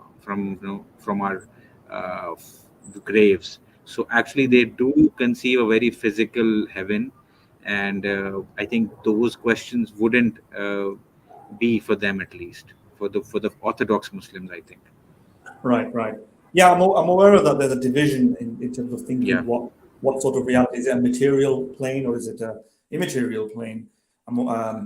I think that if it's a material plane, there are still several issues, in the sense that if you do die and your body decays and your atoms disperse into, and so on, then then you have to be resurrected. There is a question of whether or not the same person is reconstituted, and whether or not this is just a clone or a duplicate, right? So it's in order for this to work, it seems as though we have to think about the concept of personal identity, in the sense that personal identity. Yes, the Yeah. identity problem would arise. Yes. Right, you have the identity problem, but Yeah. somebody could claim that, okay, God knows your identity and he has the exact same atoms brought to you exactly at the same point and then resurrected. And you can solve these problems by No, but that absurd won't be you, though. absurd. So that won't be you, because if he has the exact same atoms, just a duplicate, that would just be another set of atoms creating another brain. No, In other words, I'm saying God has the power to bring all the atoms exactly the same way before yeah, they decay, basically, right? the individual atoms. Here's the issue that many philosophers have contested, though. The thing is, if something decays and gets destroyed, I think that last time you made this argument on one of our groups, and I was taking your position, but maybe I just want to illustrate the problem. So if you remember, Philo, but yeah, if the brain gets decayed, so mainly we're thinking about the brain. The brain is attached to your consciousness. Brain gets decayed, the atoms get destroyed, and so on, and it gets dispersed in the universe out. Then if it has to be reconstructed, the issue is that still you, given the time lag in between, or the fact that it got destroyed? In other words, Peter van Inwagen made this argument. Peter van Inwagen is a philosopher. Let's say somebody builds a castle with Lego pieces, right? And then he goes for a nap. And then somebody comes along and then accidentally tips it over, and it all falls apart. The castle breaks. Now he doesn't want to he just realized, oh my God, he built a castle. Yeah, and I just destroyed it. So the person who knocks it over rebuilds the same castle using the same Lego pieces. Has he created the same castle that the original person created, or is this another castle that he created? In other words, Right, it's a definitional problem. I think it's a Yeah. problem of definition, basically. We're talking about semantics, and in a sense that somebody could say, even if I'm talking from the perspective of the example that we were talking about, right? And I think we have that ship of Theseus and all those already being talked again and again and again about this. But here I would say, if a God can do anything, then somebody could argue that he would just take the time back exactly to that clock for that person and resurrect him from there, right? So that that person remains the same. I mean, you can come up with absurd answers. I mean, they sound absurd to us, but there's nothing, if God can do all these absurd things, then he can do that as well, right? Well, yeah, no, And yeah, you can definitionally argue that it's the same or not, right? I mean, with the Lego example that you gave, right? You can definitionally argue that once it's fallen and you rebuild it exactly, placing atom by atom as it should be, is it the same or not? But the issue is it the same one that the original person created? You know what I mean? It's like Right. it's like if, Now it's a definitional issue, right? yeah, The if same Leonardo, one as the person if created, Leonardo, it's a different thing than same one, right? if Leonardo da Vinci creates Mona Lisa and then destroys it, and then I recreate the Mona Lisa, is that Leonardo da Vinci's Mona Lisa, or is that my recreation of Leonardo da Vinci's Mona Lisa? You see Right. that? I mean, see the question. Yeah, that's what I'm saying. It's a definitional I issue, think right? We're talking about two different things, right? If you're talking about just the identity of that individual object, then it's a different issue. Then it's an object and identity created by a certain object. Then if you include that into a definition, that different becomes a different issue, in my opinion. I think, right? Because uh, then those two are different. Kyle, you go uh, ahead, please. yeah, I think, I mean, as you said, but if you will take consider the physical examples for this, those won't be relevant, because as you also mentioned earlier in the stream, that if we take, let's say, if your consciousness is placed in Philo's body, you would still say that it's Mahadin in Philo's body, right? Which means that we are identifying or agreeing that Mahadin is that consciousness, or whatever you want to call it, right?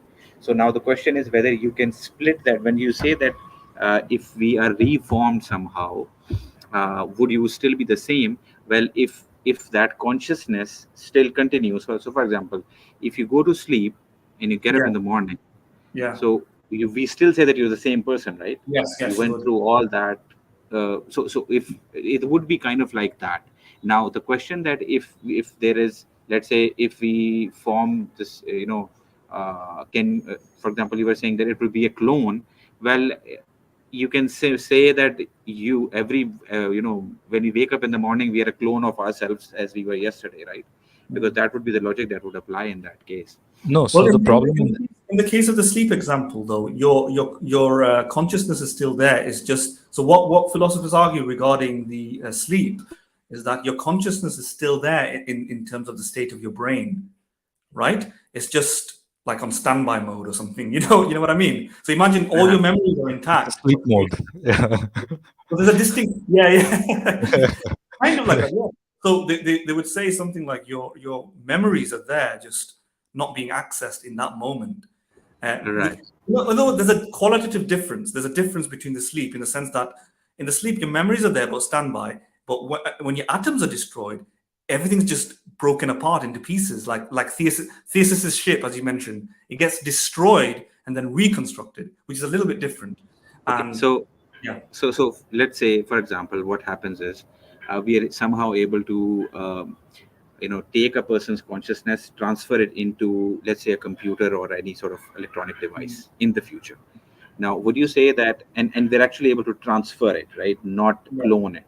So, for example, we take your consciousness and we transfer it to the electronic device. Would you say that now Mahadan is in that electronic device? Yes, I would. But keep in mind, in that situation, we're assuming. Yeah, I agree. If you die and God transfers either an immaterial property, but remember, we're assuming consciousness is a physical one because we're talking about material realm. Yeah. Yeah, but that's the problem then, because that's the problem. Because according to the theistic understanding, consciousness is not something physical. Yes. Sorry, go on. All right.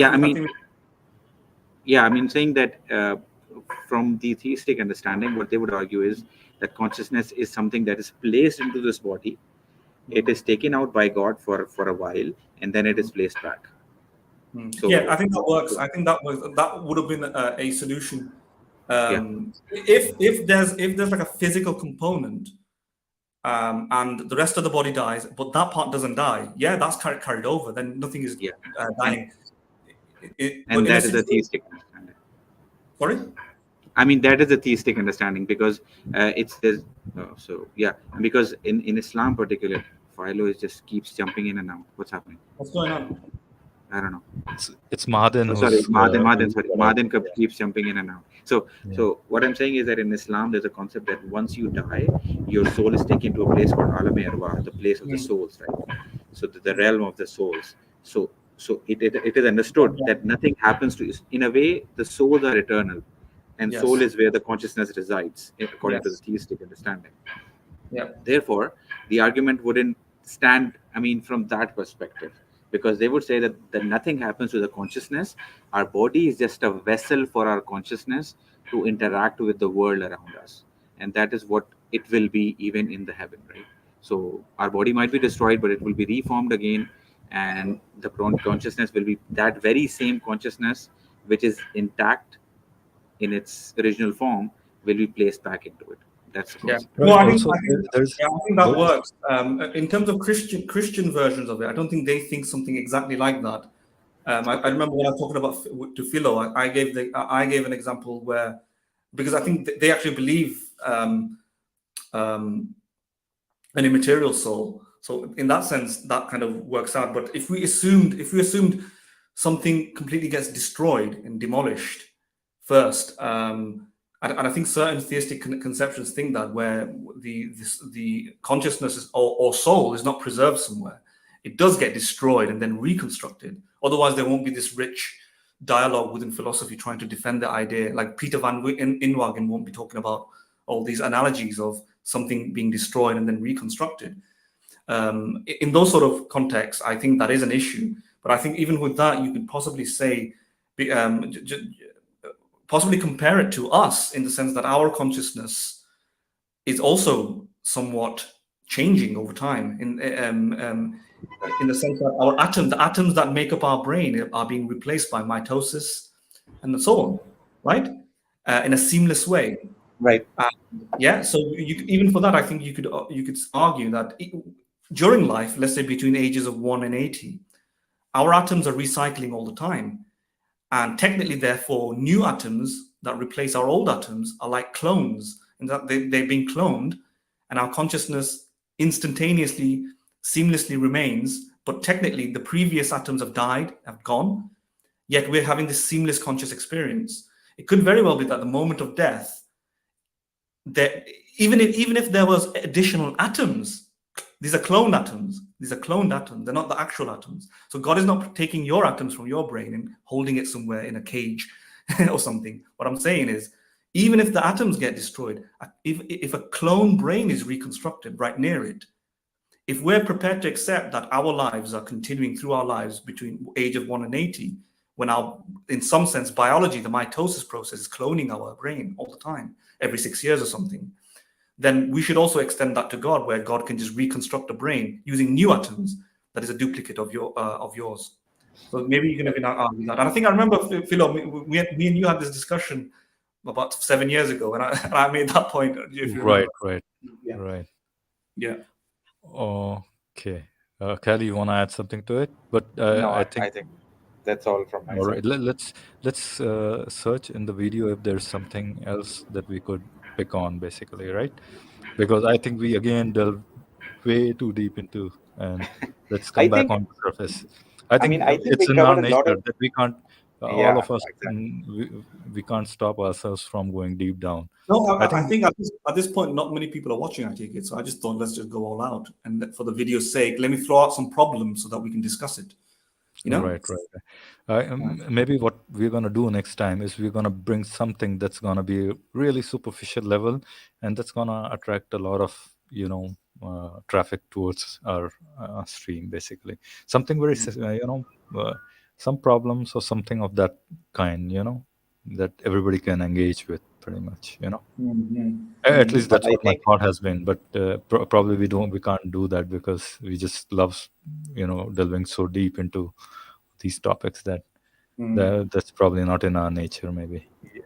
I mean, I think even if you bring something superficial, we'll break it down I, and we'll go yeah, down into the very depths of it Yeah, and right, all right. of the philosophical implications of something very superficial, I right? have to be honest. I don't think I can dumb myself down to that level to some extent. Exactly. Right. I Absolutely. And think I think I can't either, probably.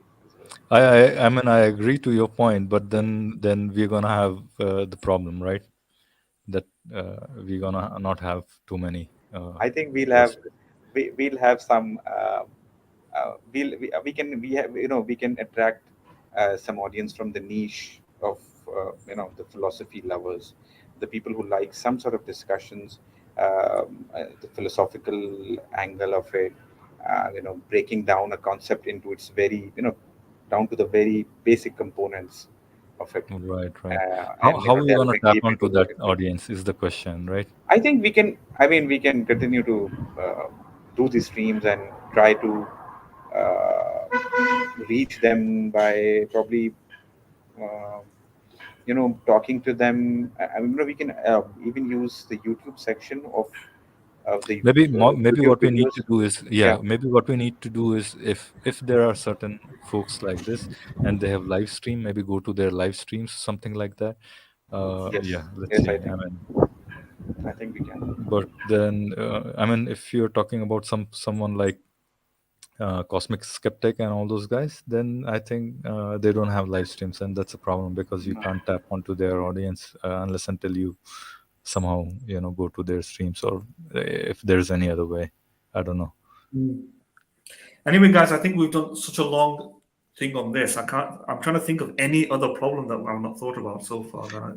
So what I suggest is just let's run through this video, and I'll keep skipping and see if we can find some very interesting point. But my point is, I think we've been here for too long already. I've got a headache I now. think so. Yeah, All yeah. right, shall I we think then just close it out yeah, here? I think we should close it. I think we have we have covered. I All think right. I had a few points noted, and I think we have covered everything that I have noted down. I mean, some Right. of them I know I mentioned mentioned in some, you Okay, guys so mentioned. we end the stream, and can we stay in the studio for just a few Sure, minutes, sure, maybe? sure, All sure, right, absolutely. Madhu? Yeah, fine. Yeah. Okay. All right. So just the closing statements from everybody. Madin, you have any closing statements? No, I don't. You go ahead. All right, Kali, do you have any closing statements for exactly the topic that we covered? Do you have I anything? think we covered quite a lot of ground in with regards to the concept of heaven and some sort of and the inconsistencies, the logical inconsistencies that we find in that concept.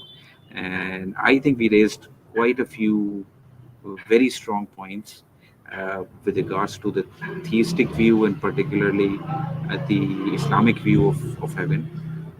I would like to see how people actually respond to that. I do agree. I do agree. It was an excellent stream. Few very strong points put forth against the concept of heaven, and especially the Islamic heaven, basically. So that's about it. I just want to add one more thing to our audience. Whoever is going to listen to this stream, I hope it. If you listen to it, make sure to make it viral. Make sure to send it to your friends, whoever you know who loves philosophy, who loves to understand things deeply, and just ask them to subscribe and spread the word, basically. And if you can. If you do, write a comment below this stream, that's going to help us spread it even faster, basically, or at least to reach out to more people. So that's one way you can help us, basically. And subscribe, like, and share, and then press on that bell sign, that is the notification sign, so that whenever there is a stream next time, you'll get a notification and you'll be able to join. And if you have any questions or anything you want to ask us, do so in the chat section, or you can even come on the stream live and ask us any question to Madin, to myself, Philo, and to Khali, right? So three of us will be again there presenting another stream, maybe within a few days or maybe in another week or so. So thank you for joining, whoever was watching. Thanks again. Thank you all. Madin, Khali. See you later, boy. See you later, everybody. All right. Bye-bye. Bye.